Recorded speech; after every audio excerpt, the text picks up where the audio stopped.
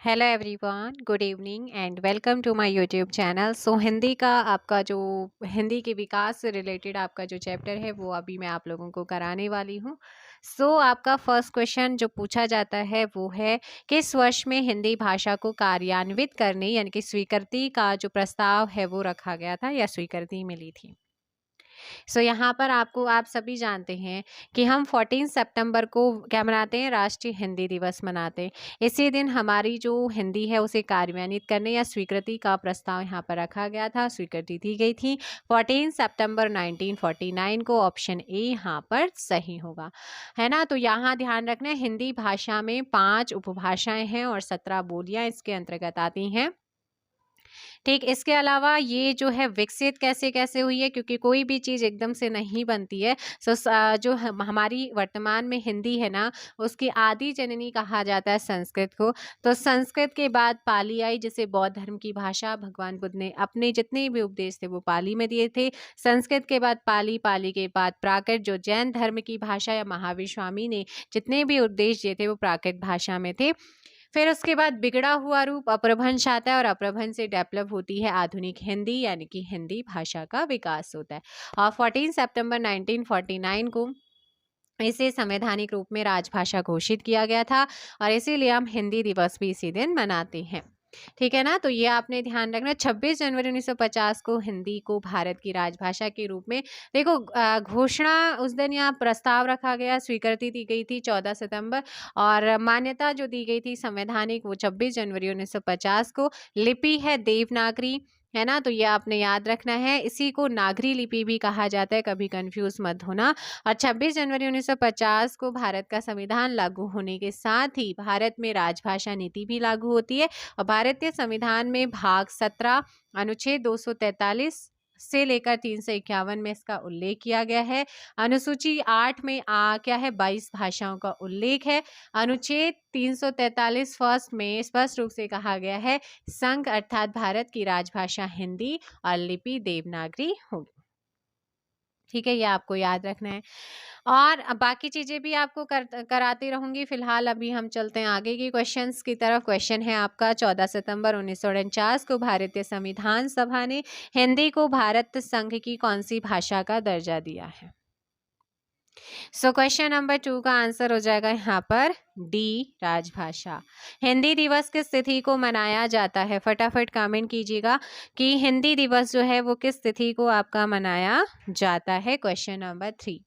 Question number 3 का answer हो जाएगा यहाँ पर ऑप्शन डी, 14 सितंबर को। नेक्स्ट क्वेश्चन है, हिंदी भाषा किस लिपि में लिखी जाती है, यानी कि हिंदी भाषा की जो लिपि है हम उसे किस रूप में लिखते हैं, देवनागरी। संविधान के किस अनुच्छेद में हिंदी को राजभाषा तथा इसकी लिपि देवनागरी को स्वीकार किया गया है, 343, ऑप्शन सी। नेक्स्ट क्वेश्चन है, संविधान के अनुच्छेद 344A के अनुपालन में भारत की राष्ट्रपति ने राजभाषा आयोग का गठन किया था, जिसके अध्यक्ष बीजी खेर बाल गंगाधर खैर को बनाया गया था और ये गठित हुआ था 1955 में। नेक्स्ट क्वेश्चन, हिंदी की आदि जननी क्या है, संस्कृत हिंदी की आदि जननी है। नेक्स्ट है, लिपि की आवश्यकता होती है क्यों, लिपि की आवश्यकता क्यों होती है, तो ये आप सभी जानते हैं, लिपि यानी कि स्क्रिप्ट, है ना। जब हम उन्हें, जो हमारी मौखिक भाषा होती है, जब हमें उसे कुछ चिन्ह प्रदान कर दिए जाते हैं उसी को लिपि कहते हैं। भाषा लिखने में इसकी आवश्यकता होती है। देवनागरी लिपि का सर्वप्रथम प्रयोग कहाँ हुआ था, 9 का ऑप्शन बी, जयभट्ट के शिलालेख में हुआ था। वर्तमान हिंदी किस लिपि में लिखी जाती है, क्वेश्चन नंबर 10। क्वेश्चन नंबर 10 का ऑप्शन डी, देवनागरी। भारत के संविधान के डॉट डॉट में हिंदी को भारत की राजभाषा बताया गया है, कहाँ बताया गया है, अनुच्छेद 343 फर्स्ट में। नेक्स्ट, हिंदी डॉट डॉट भाषा की उत्तराधिकारिणी है, तो संस्कृत की क्या है, उत्तराधिकारिणी है, ऑप्शन सी 12 का। 13 है, संसार की प्रमुख भाषाओं में हिंदी का स्थान,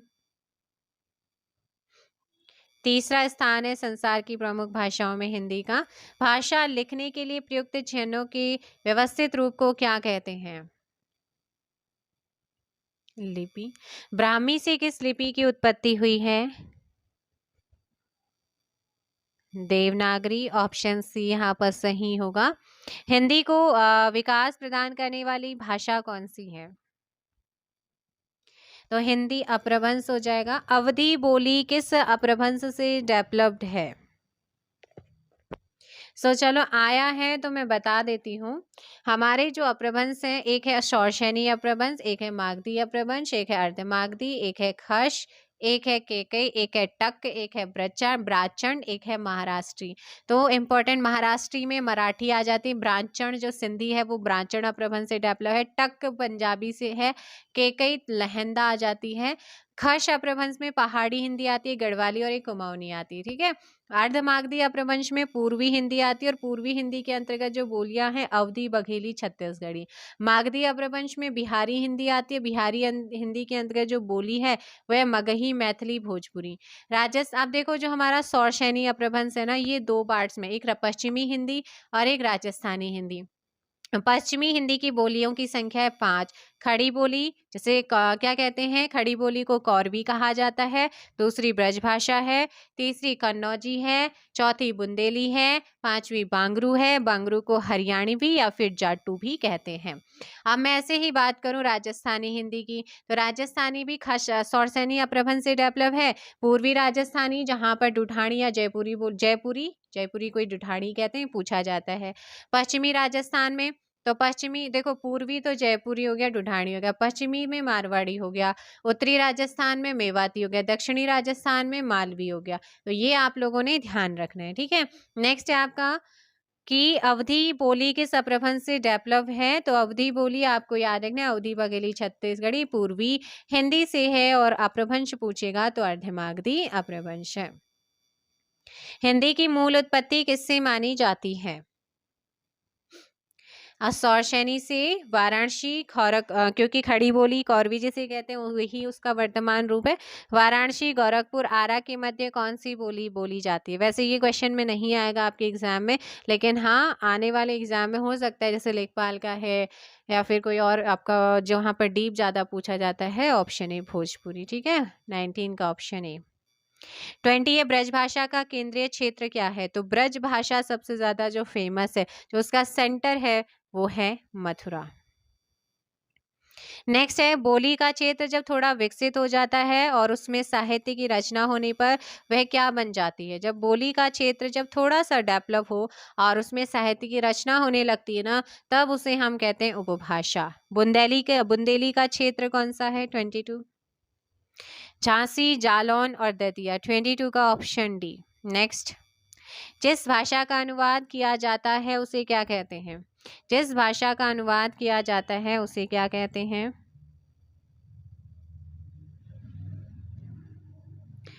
ध्यान दीजिएगा, आपका जो सही आंसर होगा वो क्या हो जाएगा?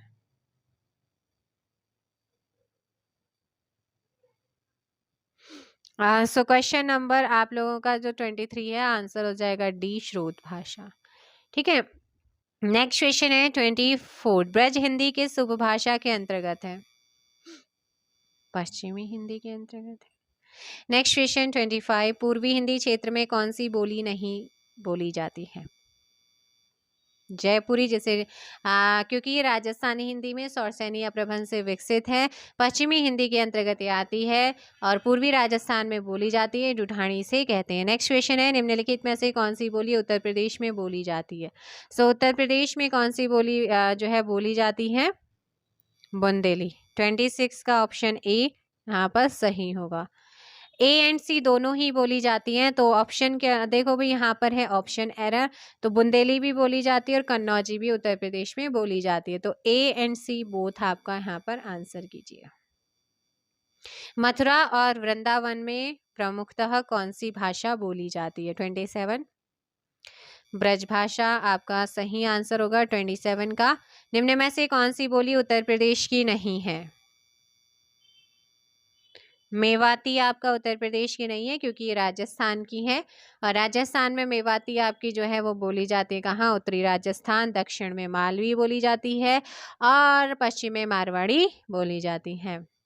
कौन सी प्राचीन भाषा नहीं है? 29 पंजाबी। टक से डेवलप्ड है अपभ्रंश। कौन सी बोली बिहारी की नहीं है? गुरुमुखी इसकी क्या है? लिपि है पंजाबी की। 30 का आंसर ए जयपुरी। नेक्स्ट है आपका पंजाब में हिंदी का प्रचार किसने किया था? 31 का ऑप्शन डी हो जाएगा, श्रद्धालाल फुलौरी ने किया था। 31 का डी। नेक्स्ट है निम्नलिखित में से कौन सी बोली उत्तर प्रदेश की नहीं है? जयपुरी नहीं है, बिकॉज राजस्थान की है। जयपुरी का स्थानीय नाम क्या है? जयपुरी का स्थानीय नाम क्या है? बताया था ना। सो 33 का ऑप्शन डी ढूंढानी। उत्तर प्रदेश में कौन सी बोली नहीं बोली जाती है? पहाड़ी नहीं बोली जाती, उत्तराखंड में है। आधुनिक भारतीय आर्य भाषाओं का विकास किससे हुआ है? आधुनिक भारतीय आर्य भाषाओं का जो विकास हुआ है वो किससे हुआ है? सो यहाँ पर ध्यान रखने 35 का ऑप्शन हो जाएगा आपका डी हो जाएगा अपभ्रंश। आधुनिक भारतीय आर्य भाषा का काल जो है वो कब से कब तक का है? 1000 ईस्वी से अब तक का आधुनिक भारतीय आर्य भाषा का काल माना जाता है। 36 का ऑप्शन सी। लौकिक संस्कृत और डॉट डॉट अपभ्रंश हिंदी भाषा का उचित विकास क्रम है। रिक्त स्थान के लिए उचित विकल्प कौन सा है? लौकिक संस्कृत पाली और प्राकृत अपभ्रंश ऑप्शन डी हो जाएगा। ठीक है, ऑप्शन डी। नेक्स्ट है हिंदी का मानक रूप। और एक चीज और मैं बता देती हूँ, यूपीएसआई के फॉर्म आने वाले हैं उत्तर प्रदेश के। 3000 वैकेंसी वहां पर आने वाली हैं और साथ में उत्तर प्रदेश कांस्टेबल के भी आने वाले हैं। तो मैं आपसे कहूँगी, क्योंकि अदर स्टेट का कोटा वहाँ पर होता है तो आप उसे ज़रूर फिल कीजिएगा। यही सिलेबस रहता है, बस 1-2 क्वेश्चन स्टेट से आपसे पूछता हूँ। वहाँ ऐसा कुछ हो नहीं होता है कि आपका जैसे उत्तराखंड में 40 क्वेश्चन या 30 क्वेश्चन उत्तराखंड के आते हैं, वहाँ ऐसा नहीं है। तो वहाँ हिंदी आता है, रीजनिंग आता है, जीके आता है। जीके में ही आपका यूपी के क्वेश्चन डाल देता है, वो कुछ 1-2 क्वेश्चन डालता है और करंट अफेयर डालता है, जीके डालता है। तो मैं आपसे यही कहूँगी कि आप उसे भी ज़रूर फिल करें जब आएंगे, है ना। हिंदी का मानक रूप किस भाषा से डेवलप है? ऑप्शन बी खड़ी बोली। मथुरा, आगरा, धौलपुर, ग्वालियर आदि क्षेत्र में निम्नलिखित में से कौन सी बोली बोली जाती है? तो आपको ध्यान रखना है 39 का सी ब्रजभाषा हो जाएगा। Next question option C. निम्नलिखित में से प्राचीन भारतीय आर्य भाषा कौन सी है? वैदिक संस्कृत। दिए गए विकल्पों में द्रविड़ परिवार की भाषा कौन सी है? जितनी भी साउथ इंडियन है वो द्रविड़ से है। Kannada option D, sorry C. Next question हो जाएगा हाड़ौती बोली कहाँ बोली जाती है? सो हाड़ौती कई बार पूछा जाता है और आपको ध्यान रखना है राजस्थान में हाड़ौती को हम क्या करते हैं? बोलते हैं। आगे क्या है क्वेश्चन? सो ध्यान दीजिएगा आप लोग कि रागड़ी बोली कहाँ बोली जाती है? 43 हरियाणा में, ऑप्शन डी हो जाएगा। इनमें से कौन सी बोली मध्य प्रदेश की प्रमुख बोलियों में से नहीं है? बांगरू। बांगरू बांगरू कहाँ की? जल्दी बताओ भाई, बांगरू कहाँ की है? तो याद रखना है हरियाणवी या जाटू, इसी को कहते हैं, ऑप्शन सी। बघेली बोली किस क्षेत्र की बोली है? जबलपुर, ऑप्शन सी हो जाएगा। नेक्स्ट है पुरानी हिंदी, उर्दू और अंग्रेजी के मिश्रण से उत्पन्न नई जबान कौन सी है? हिंदुस्तानी भाषा। पश्चिमी हिंदी की कितनी बोलियां हैं? मैंने कहा था ना, खड़ी बोली, ब्रजभाषा, कन्नौजी, बुंदेली, बांगरू, ये आपके इसके अंतर्गत आते हैं। 5 47 का डी।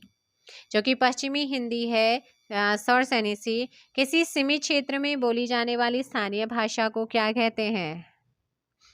बोली कहते हैं, ऑप्शन सी। भाषा को बोलते समय होने वाले उतार चढ़ाव को क्या कहते हैं?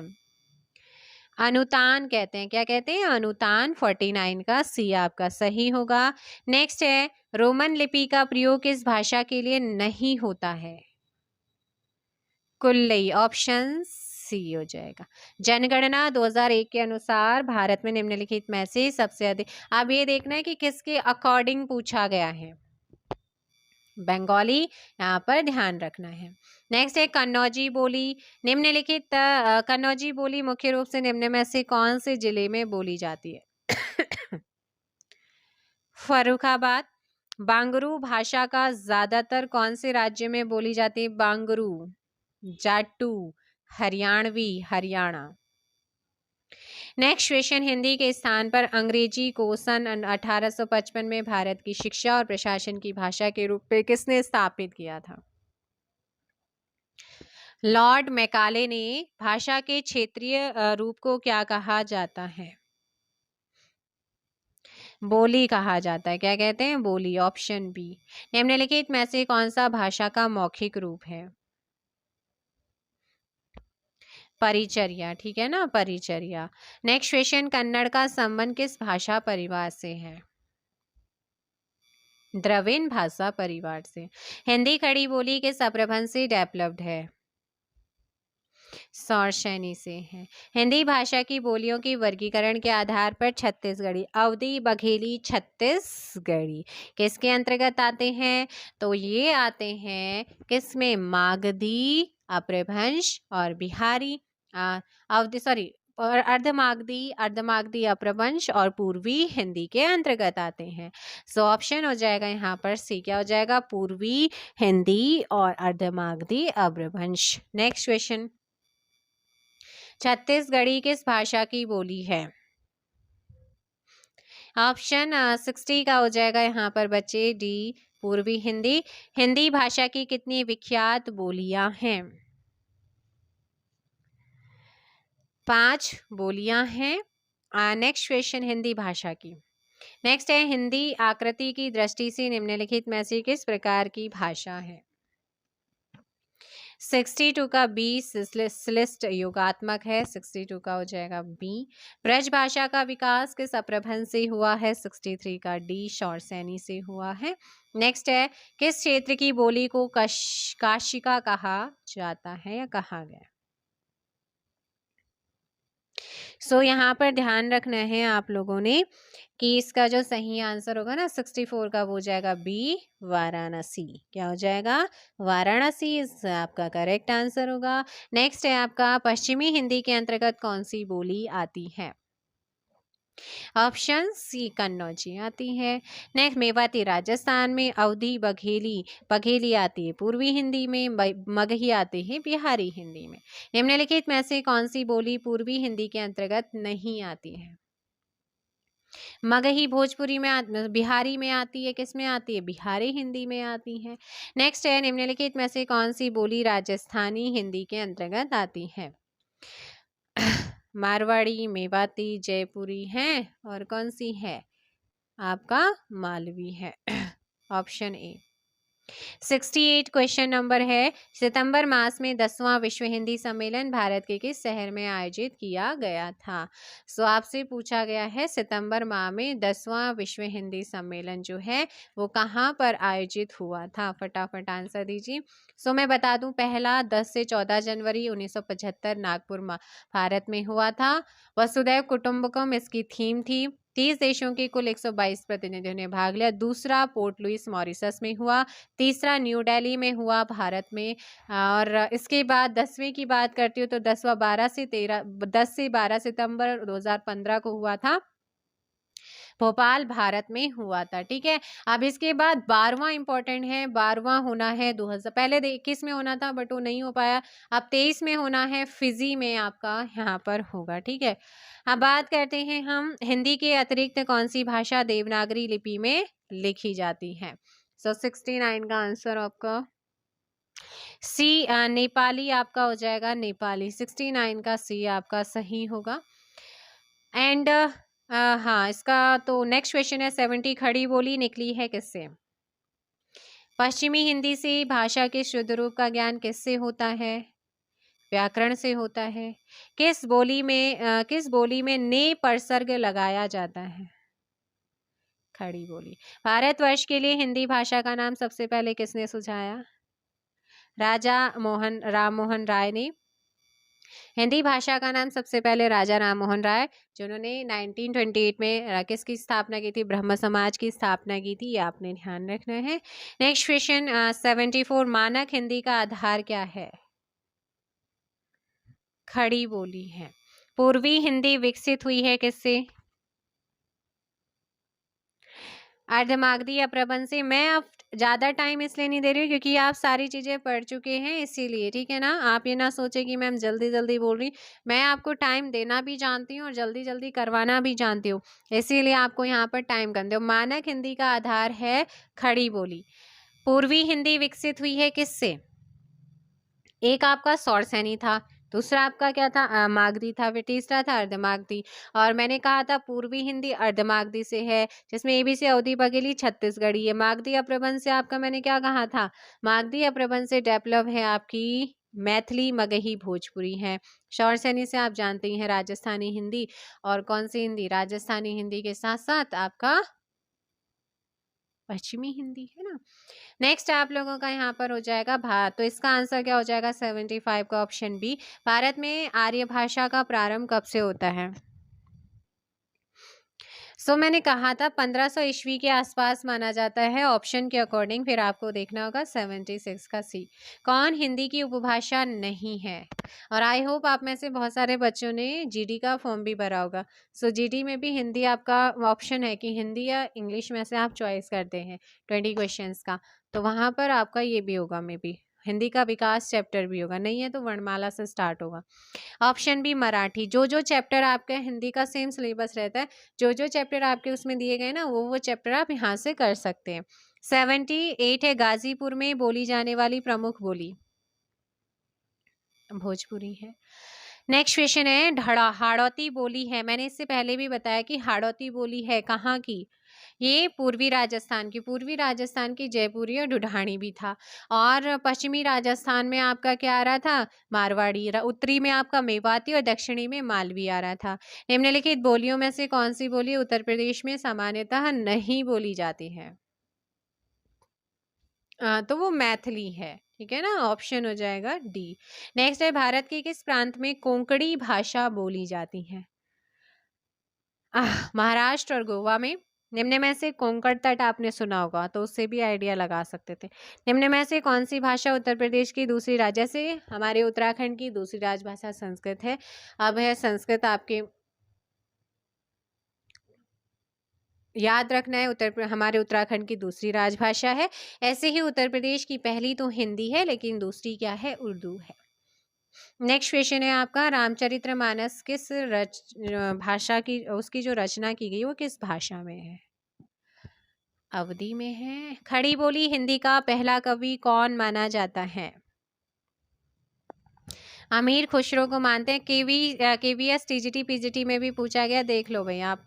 पीसीएस भी देते हैं आप लोगों में से बहुत सारे, तो पीसीएस का भी देख सकते हैं। नेक्स्ट है खड़ी बोली हिंदी का अन्य सही नाम क्या है? हाँ, अभी बताया था ना, पश्चिमी हिंदी से, सौशनिया प्रबंध से है, कौरवी इसका अदर नेम है, 85 का सी। फैजाबाद जनपद में बोली जाने वाली बोली अवधी है। कन्नौजी बोली किस जनपद में बोली जाती है? कन्नौजी, हरदोई जनपद। अधोलिखित में से कौन सी बोली उत्तर प्रदेश की नहीं है? 88 का सी, बघेली नहीं। अधोलिखित में से एक भोजपुरी क्षेत्र कौन सा नहीं है? इलाहाबाद, वर्तमान का प्रयागराज। नेक्स्ट है बहराइच, सुल्तानपुर, रायबरेली। वैसे इस तरीके के एग्जाम में नहीं आता है, बट आप फिर भी ध्यान रख लो जब आपके ऑप्शन में दे रखा है। आयो शब्द निम्नलिखित में से किस बोल, आयो, गयो, है ना 91 का ब्रज में होता है, ठीक है। हिंदी शब्द किसका दिया हुआ रूप है? ईरानियों का है। पंजाबी भाषा किस लिपि में लिखी जाती है? गुरुमुखी। टक्क अप्रभन से विकसित है। खड़ी बोली का प्रथम महाकाव्य कौन सा था? प्रिय प्रवास था। इनमें से बिहारी हिंदी का रूप नहीं है, अवधि नहीं है। नेक्स्ट है बौद्ध धर्म से जुड़े हुए साहित्य की भाषा पाली है। नेक्स्ट है आपका हरियाणवी या बांगरू बोली किस अप्रभन से डेवलप्ड हुई है? पश्चिमोत्तरी सौरसैनी अप्रभन। हिंदी का पाणिनि किसे कहा जाता है? किशोरी वाजपेयी जी को मानते हैं। नेक्स्ट क्वेश्चन आप लोगों का है हिंदी का पहला व्याकरण किसने, व्याकरण लिखने वाले विद्वान? Joshua Ketelaar.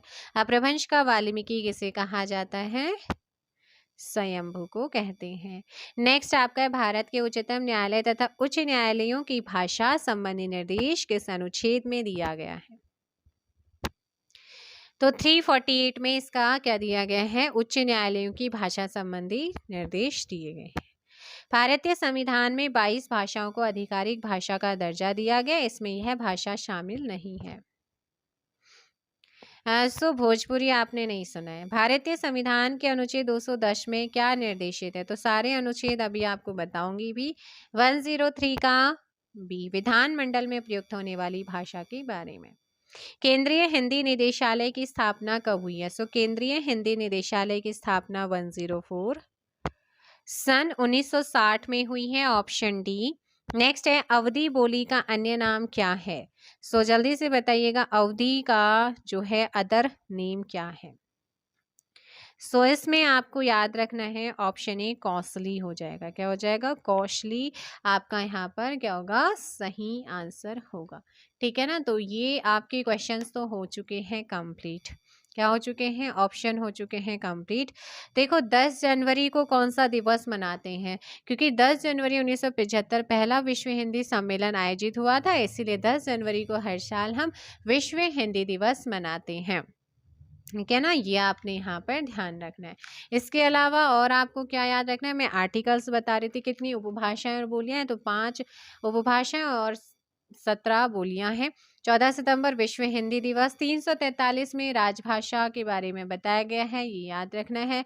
हिंदी की उत्पत्ति किससे हुई है? क्या हुई है? सौरसेन या प्रबंध से। हिंदी कैसी भाषा है? तो ये वियोगात्मक है। कैसी है? वियोगात्मक या फिर विश्लिष्ट है। ठीक है, तो ये आपने याद रखना है। जो आपकी ढूढ़ानी, पूर्वी राज्य ढूढ़ानी, जयपुरी और हाड़ौती, ये तीनों एक ही यहाँ कहाँ बोले जाते हैं? पूर्वी राजस्थान में बोले जाते हैं। ठीक है, और जो भोजपुरी है उसका उल्लेख 8वीं अनुसूची में नहीं हुआ है।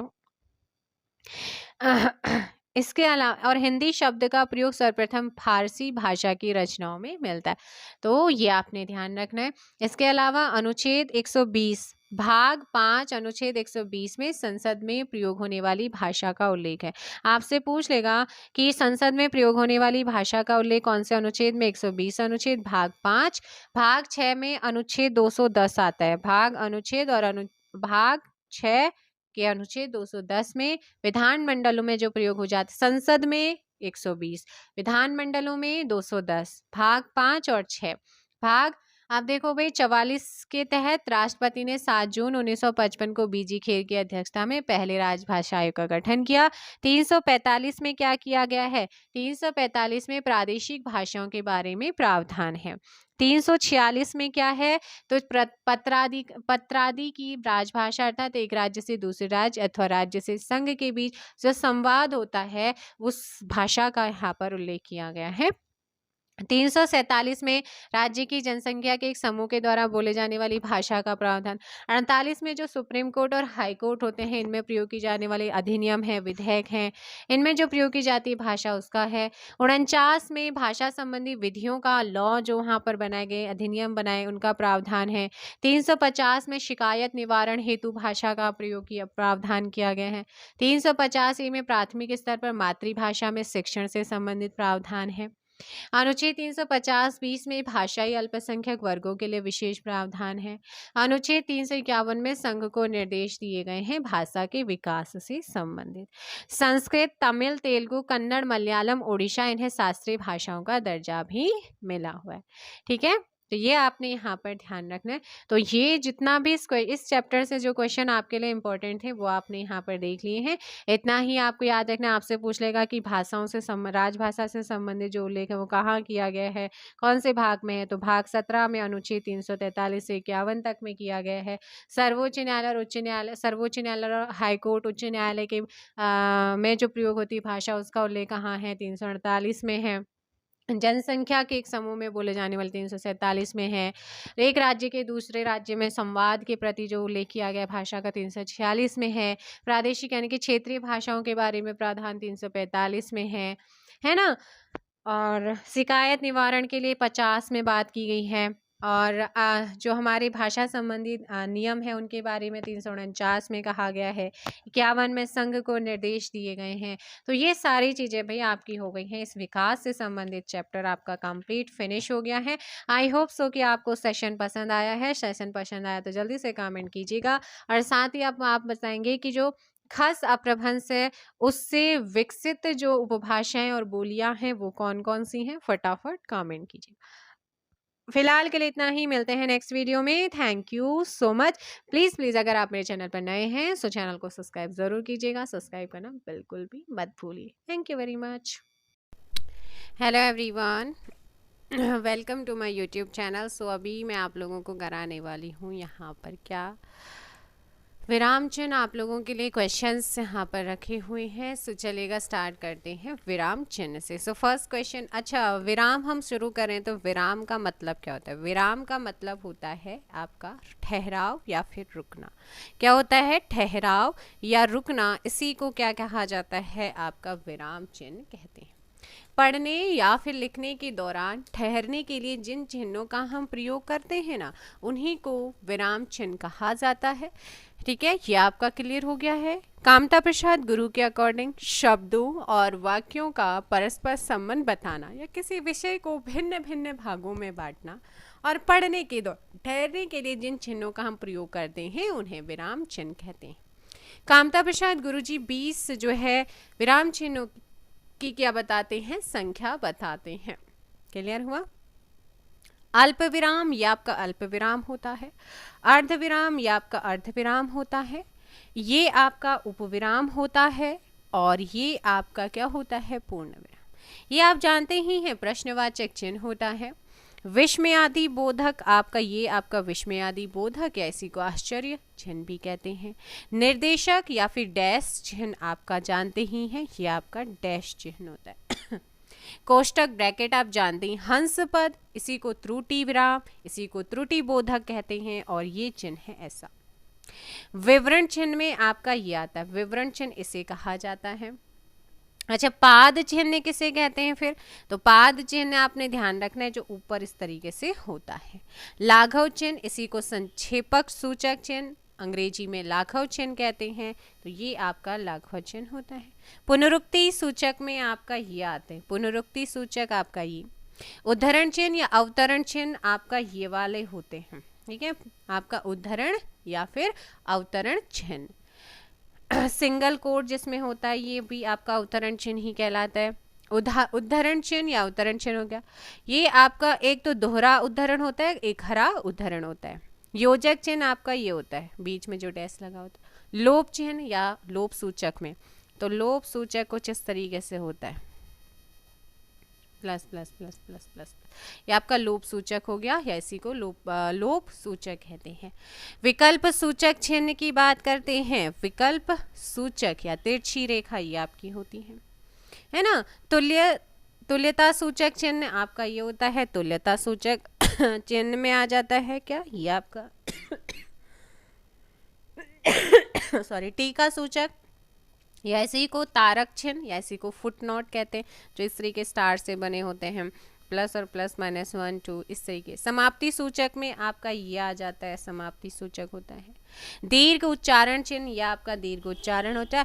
पाद बिंदु या आपका पाद बिंदु होता है जो डिवाइडेड की तरह दिख रहा है। ठीक है, तो ये हो गए हैं आपके विराम चिन्ह। फटाफट आंसर दीजिएगा। सो फर्स्ट क्वेश्चन है, अर्धविराम का चिन्ह कौन सा माना जाता है? आंसर दो फर्स्ट का। ये आपका अर्धविराम है। विराम चिन्हों के प्रयोग की दृष्टि से निम्नलिखित में से कौन सा वाक्य सही नहीं है? वह दूर से बहुत दूर से आ रहा है, तो ये आपका सही नहीं है। ठीक है, ऑप्शन ए। नेक्स्ट है, हंस पद विराम चिन्ह का प्रयोग करें। हंस पद, सो हंस पद मैंने कहा था जिसे त्रुटि विराम या त्रुटि बोधक कहते हैं, जिसका साइन होता है ये। सो थर्ड का ऑप्शन यहाँ पर हो जाता है कौन सा? लिखने में अक्षर छूटने पर संकेत देने। लेन देन, विराम मिलन, जड़ चेतन आदि शब्द युग्मों के बीच किस विराम चिन्ह का प्रयोग होता है? 4 का बी, योजक का हो जाता है। नेक्स्ट है, दो विपरीत शब्दों के बीच कौन सा विराम चिन्ह लगाया जाता है? योजक चिन्ह। सामाजिक पदों, पुनरुक्त युग्म शब्दों के मध्य प्रयोग किया जाता है किसका? योजक चिन्ह का। 7 किसी की कही हुई बात को स्पष्ट करने के लिए वाक्य के अंत में किस चिन्ह का प्रयोग करते हैं? विवरण चिन्ह का प्रयोग करते हैं। ये आपका विवरण चिन्ह होता है। 7 का ऑप्शन ए, किसी अक्षर या शब्द पर विशेष बल देने के लिए किस चिन्ह का प्रयोग करते हैं? इकहरा उद्धरण का, ये वाला जो होता है ये। नेक्स्ट क्वेश्चन, निम्न में से प्रश्नवाचक चिन्ह कौन सा है? 9 ये। माता पिता दोनों प्रसन्न थे, इस वाक्य में माता पिता के मध्य कौन सा विराम चिन्ह लगेगा? योजक चिन्ह। उसने मुझसे कहा, मैंने आज एक मशीन खरीदी है। उक्त वार्तालाप में किस विराम चिन्ह की कमी या त्रुटि है? ऑप्शन ए, ठीक है ना, ऑप्शन ए अल्प विराम। मुझे बाहर जाना है, रेखांकित चिन्ह को पहचानिए। 12 अंत में पूर्ण विराम। किसी पद, उपवाक्य आदि की विशेषता दिखाने के लिए शब्द के नीचे एक रेखा खींचते हैं, उसे क्या कहते हैं? अधोरेखा चिन्ह। ऑप्शन सी 13 का। संज्ञा की द्विरुक्ति हो तो उनके बीच कौन सा चिन्ह रहता है? योजक चिन्ह रहता है। 14 का डी। निम्नलिखित में निर्देशक चिन्ह कौन सा है? ऑप्शन ए, अल्प विराम का चिन्ह कौन सा है? सी। नेक्स्ट क्वेश्चन है, निम्न चिन्हों में से पूर्ण विराम को पहचानिए। सी। ये जो आपका यहाँ पर दिया गया रेखांकित चिन्ह कौन सा है? तो ये रेखांकित है, बताओ। लोप सूचक हो जाता है। दो समानार्थी शब्दों की पुनरुक्ति के बीच किस विराम चिन्ह का प्रयोग करते हैं? तो ये जो आपका होता है ना, यही होता है ऑप्शन ए। निम्न में से कौन विराम चिन्ह का प्रकार नहीं है? उपदेशक। हंस पद विराम चिन्ह का प्रयोग होता है। हंस पद विराम चिन्ह का प्रयोग होता है। 21 का डी हो जाएगा आपका, लिखने में अक्षर छूटने का संकेत देने के लिए। क्या ये जो आपका यहाँ पर दिया गया है किस विराम चिन्ह का द्योतक है? 22 ऑप्शन सी कोष्ठक। ये जो आपका यहाँ पर दिया गया है, नीचे रेखांकित मैंने किया, विराम चिन्ह प्रयुक्त होता है, इसे क्या कहते हैं? तुल्यता सूचक। महत्वपूर्ण कथन को उद्धत करने में किन विराम चिन्हों का प्रयोग किया जाता है? दोहरा उदाहरण के लिए। नेक्स्ट है आपका, पढ़ने में ठहरने के लिए जिन चिन्हों का प्रयोग किया जाता है उन्हें क्या कहा जाता है? विराम चिन्ह। अनुस्वार का चिन्ह क्या है? स्वर के ऊपर एक बिंदी, इसी को अनुस्वार कहते हैं। Option A. Sheela dot dot कहिए क्या हाल है, वाक्य में विराम चिन्ह। निर्देशक चिन्ह आ जाएगा। वाक्य को समाप्त करने के लिए जिसका प्रयोग होता है उसे क्या कहते हैं? पूर्ण विराम। जहां वाक्य की गति अंतिम रूप ले ले, विचार के तार टूट जाए, वहां किस चिन्ह का प्रयोग होगा? पूर्ण विराम। मनोविकार सूचक शब्दों, वाक्यांशों तथा वाक्यों के अंत में किस चिन्ह का प्रयोग होता है? विस्मयादि बोधक, विस्मय बोधक। प्रश्नवाचक चिन्ह का प्रयोग किस वाक्य में होता है? मोहन को बाजार क्यों जाना है, यहाँ होगा। निम्नलिखित में कौन सा विकल्प विराम भेद है और उसके चिन्ह को सुमेलित नहीं करता? Option C. 32 का ऑप्शन सी। नेक्स्ट क्वेश्चन है, विस्मयादि चिन्हों की दृष्टि से कौन सा वाक्य शुद्ध है? कौन सा वाक्य शुद्ध है? विस्मयादि। 33 का, पिता ने पुत्र से कहा, देर हो रही है, कब आओगे? तो ये आपका बिल्कुल सही है। नेक्स्ट है जहां पूर्ण विराम की अपेक्षा कम और अल्प विराम से अधिक रुकना अपेक्षित हो, वहां किस चिन्ह का प्रयोग होता है? अर्धविराम का। ऑप्शन सी आपका सही होगा। हर्ष, शोक, घृणा, आश्चर्य जैसे भावों को व्यक्त करने के लिए डॉट डॉट चिन्ह का प्रयोग होता है, इसका होता है विस्मयादि, आश्चर्य। हंस पद किस विराम का एक और नाम है? ये आपका हंस पद है। ठीक है। 36 का डी त्रुटि विराम। मोहन आज घूमने जाएगा, उपयुक्त वाक्य में कौन सा विराम चिन्ह लगेगा? पूर्ण विराम लगेगा। ऑप्शन डी क्या है? पूर्ण विराम। इनमें अर्ध विराम का सूचक चिन्ह है क्या? ये आपका अर्ध विराम चिन्ह का सूचक चिन्ह है। नेक्स्ट है, किस वाक्य में विराम चिन्ह संबंधी विसंगति है? सूर्यकांत त्रिपाठी निराला छायावाद के प्रमुख कवि थे, तो यहाँ पर आपका विसंगति है। नेक्स्ट है आपका कि कौन सा विकल्प उद्धरण चिन्ह का है? तो उद्धरण चिन्ह बताओ जल्दी से। उद्धरण, तो उद्धरण चिन्ह मैंने आपको बताया था कौन सा होता है उद्धरण चिन्ह। सो आपको ध्यान रखना है। ई पद्म श्री श्रीमती श्यामा चोना। ऑप्शन ए आपका यहाँ पर क्या हो जाएगा? सही आंसर होगा। सो देखो भाई, उपविराम किसी, देखो इनका यूज कैसे कैसे करते हैं। अल्प विराम का मतलब होता है जब थोड़ा, यानी कि हम थोड़ी देर के लिए रुकते हैं, ठीक है ना, थोड़ी देर के लिए रुकना या ठहरना, उसे अल्प विराम कहते हैं, अल्प टाइम के लिए। जैसे राम राम और राम श्याम, राम के बाद थोड़ा सा राम श्याम और घनश्याम, तो यहाँ पर भी आपका क्या कहते हैं? अल्प विराम। शिवम राहुल अभय और राजपाल, तो शिवम के बाद भी अल्प विराम, राहुल के बाद भी अल्प विराम, और अभय और राजपाल, ठीक है। अल्प विराम के प्रयोग से कुछ नियम है। दो या दो से अधिक वाक्यों में यदि संयोजक अव्यय और लगा हो तो लगाने की उम्मीद हो तो वहां पर भी अल्प विराम हो। जैसे सोनल जी रोज आते हैं, फिर थोड़ा रुकेंगे, अल्प में टाइपिंग करते हैं और चले जाते हैं। यदि वाक्य के बीच में अव्ययी शब्द किंतु परंतु इसलिए पर क्योंकि लेकिन अतः इसी से इस टाइप के शब्द आते हैं ना, तो वहाँ पर भी अल्प विराम होता है। जैसे मैं संतोष के हॉस्टल पहुँचा, तो पहुँचा परंतु, फिर अल्प विराम लगेगा, परंतु वह नहीं था, यहाँ पर भी, ठीक है। तीसरा नियम, जब हम किसी व्यक्ति की उक्ति या संवाद लेखन को लिख रहे होते हैं तो वहाँ पर भी आपका अल्प, जैसे नेताजी ने कहा, अल्प विराम, तुम, फिर उसके बाद क्या लगता है? डबल वाला उद्धरण चिन्ह लगेगा। तुम मुझे खून दो, मैं तुम्हें आजादी। नियम 4, जब शब्दों की पुनरावृत्ति की गई हो वहां भावों पर विशेष बल देने के लिए अल्प विराम का, जैसे सुनो सुनो वह गा रहा है, देखो देखो बारिश हो रही, तो देखो में देखो के देखो देखो, तो थोड़ा देर के लिए हम रुके, चलो चलो, है ना, तो चलो से पहले भी विराम। नियम 5 है, जब किसी व्यक्ति को संबोधित किया जाता है, अब है थोड़ी देर के रुके, फिर कल तुम क्या कर रहे हो? हे महाराज, फिर रुके, अल्प विराम, अब आप कथा कहिए। छठा नियम, यदि किसी वाक्य में यह वह अब तब या ऐसे शब्द का लुप्त हो जाते हैं तो वहां भी अल्प विराम। जैसे गुरुदेव जो कह रहे हैं, कान लगाकर सुने, तो कह रहे हैं के बाद अल्प विराम, थोड़ी देर के लिए रुकेंगे। तो ये हो गए आपके।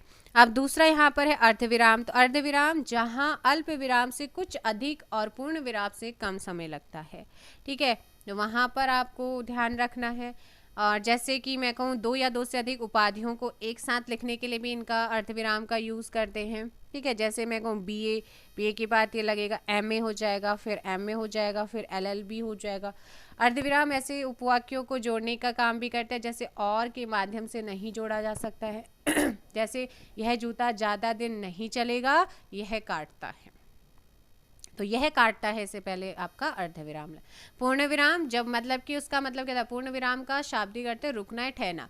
पूर्ण विराम को हिंदी में खड़ी पाई भी कहते हैं। साधारण भाषा में अगर कहें तो वाक्य का समाप्त करने के लिए जिस चिन्ह का हम प्रयोग करते हैं वो पूर्ण विराम। प्रश्नवाचक, जहाँ कब क्यों कैसे ऐसे क्वेश्चन पूछे जाते हैं वहाँ आपका होता है। विस्मय आदि में जहाँ पर हमें क्या हो, हर्ष विषाद विस्मय घृणा आश्चर्य होता है, करुणा होती है, भाव होता है, करुणा या भय का भाव होता है। ऐसे ही में विस्मय आदि का पता चल गया है। निर्देशक चिन्ह या आपका निर्देशक चिन्ह होता है, योजक चिन्ह से थोड़ा सा लंबा होता है, इस तरीके से होता है, एक छोटा सा आप ऐसे करते, एक लंबा होता है, निर्देशक होता है। सुभाष चंद्र बोस ने कहा तुम मुझे खून दो मैं तुम्हें आज़ादी दूंगा, तो ऐसे भी यूज होता है, ठीक है। कोष्टक ब्रैकेट आप जानते ही हैं, उपविराम आपका ये होता है। उपविराम का भी किसी व्यक्ति या वस्तु के बारे में बताने के लिए, किसी कथन को अलग दिखाने के लिए उपविराम का प्रयोग। जैसे भगवान राम के अनेक नाम हैं, तो इस तरीके से फिर इक्वल टू रघुपति, राघव, रघुराजन, रघुनंदन, इस तरीके से। हंस पद अगर त्रुटि हो जाए तो इसमें विस्मरण चिन्ह के भी कहते हैं, त्रुटि बोधक भी कहते हैं, त्रुटि विराम भी कहते हैं। जैसे मैं कहूँ मैं कल डॉट डॉट, मैं कल छूट गया, जाऊँगा, कहाँ जाऊँगा, फिर बीच में मैंने इस तरीके से लिखा लखनऊ जाऊंगा। विवरण चिन्ह आपका ये होता है विवरण चिन्ह। विवरण चिन्ह का प्रयोग वाक्यांश में जानकारी, सूचना या निर्देश आदि को दर्शाने या विवरण देने के लिए होता है। वचन के दो भेद होते हैं, फिर आपका निर्देशन, फिर आगे लिखो कौन कौन। सर्वनाम के 6 भेद होते हैं, फिर आगे डैश करके तो ये निर्देशन होता है, सॉरी विवरण होता है। लाघव चिन्ह आपका जो संक्षेप सूचक चिन्ह होता है, जैसे डॉक्टर्स की उपाधि होती है विश्वविद्यालय में, आपका उसे शॉर्ट में लिखेंगे तो वहाँ पर यूज़ होता है। उद्धरण चिन्ह एक होता है आपका सिंगल में, एक होता है आपका डबल में। एक होता है किसी अक्षर या शब्द पर विशेष बल देने के लिए, और दोहरा किसी महत्वपूर्ण कथन को उद्धत करने के लिए आपका यूज़ होता है। हाइपन योजक चिन्ह का, हिंदी में अल्पविराम के बाद योजक चिन्ह का सर्वाधिक प्रयोग होता है, और सबसे ज़्यादा अल्पविराम फिर योजक चिन्ह का यूज़ होता है। योजक चिन्ह को सामसिक चिन्ह भी कहते हैं। ये क्वेश्चन आपका पूछा जाता है कि किसे सामसिक चिन्ह कहते हैं। ठीक है, तो नेक्स्ट आपका इसमें जो चैप्टर रहेगा वो रहेगा इससे वर्णमाला वाला आपका रहेगा, उसको हम करेंगे इवनिंग में। दोनों चीज़ें आपको देखने को मिलेगी। फिलहाल के लिए इतना ही। Thank you so much.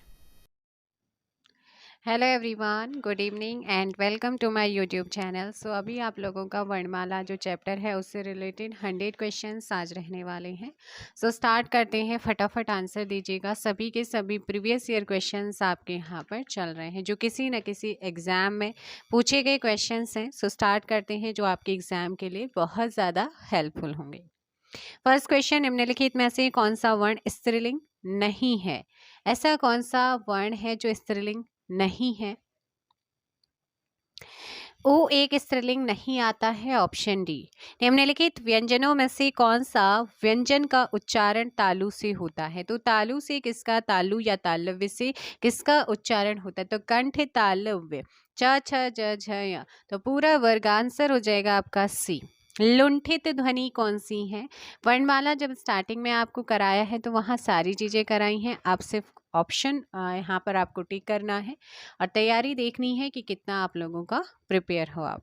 So answer हो जाएगा र एक लुंठित ध्वनि है, ऑप्शन डी। नेक्स्ट क्वेश्चन है, ओष्ठ्य स्पर्श व्यंजन, ओष्ठ्य स्पर्श व्यंजन अल्प प्राण अघोष वर्ण कौन सा है? सो क्वेश्चन नंबर 4 का ऑप्शन ए हो जाएगा। प ए क्या है आपका? ओष्ठ्य वर्ण है, स्पर्श व्यंजन है, अल्प्राण है, अघोष वर्ण है। सो 4 का ऑप्शन हो जाएगा यहाँ पर ए। एक ही ध्वनि का द्वित हो जाने पर वह क्या कहलाती है? सो क्या कहलाती है वो? युग्मक कहलाते हैं, ऑप्शन डी। क्वेश्चन नंबर 5 का डी। यह किस प्रकार की ध्वनि है? जो ये क्वेश्चंस आपके चल, अगर इजी क्वेश्चन आया, इजी टाइप का आया तो उसे भी कर लोगे, और थोड़ा सा मॉडरेट अगर क्वेश्चंस पूछता है तो वो भी आपका सॉल्व हो जाएगा। सो तालव्य में आता है 6 का ए। उच्चारण की दृष्टि से व किस प्रकार का वर्ण है? यानी कि व का उच्चारण स्थान, ऑप्शन सी दंतोष्ठ हो जाएगा, है ना। नेक्स्ट है, हिंदी वर्णमाला में स्वरों की संख्या कितनी है? सो हिंदी वर्णमाला में स्वरों की संख्या आपसे पूछी गई है और आंसर हो जाएगा यहाँ पर सी। ए आई, आई के उच्चारण में डॉट डॉट और डॉट डॉट की सहायता ली जाती है। मैंने कहा था कि यह संयुक्त वर्ण की कैटेगरी में आता है। किसमें आता है? संयुक्त वर्ण। ये आपका जो आपका आई है ये संयुक्त वर्ण की कैटेगरी में आता है। संयुक्त वर्ण, संयुक्त स्वर में 4 होते हैं, ए आई ओ और आओ, आपने पढ़ा था और मैंने आपको वहाँ पर बताया था कि किस प्रकार से आप करिए, आपके ये बने होते हैं। बताया था या नहीं बताया था? याद है आप लोगों को?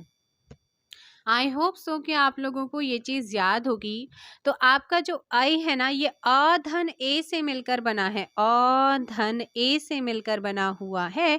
तो आई आपका जो सही आंसर हो जाएगा question number 9 and option B कंठ धन तालु। बिकॉज अ कंठ से बोला जाता है, आई तालु से बोला जाता है, इसी आपका कंठ तालु मिलकर क्या बनाते हैं? कंठ तालव्य, ऑप्शन बी। च वर्ग ध्वनियां किस वर्ग में आती हैं? तालव्य में आती हैं। 10 का ऑप्शन डी। वर्णमाला का कौन सा अक्षर पुल्लिंग नहीं है? तो कौन सा अक्षर है जो पुल्लिंग नहीं है?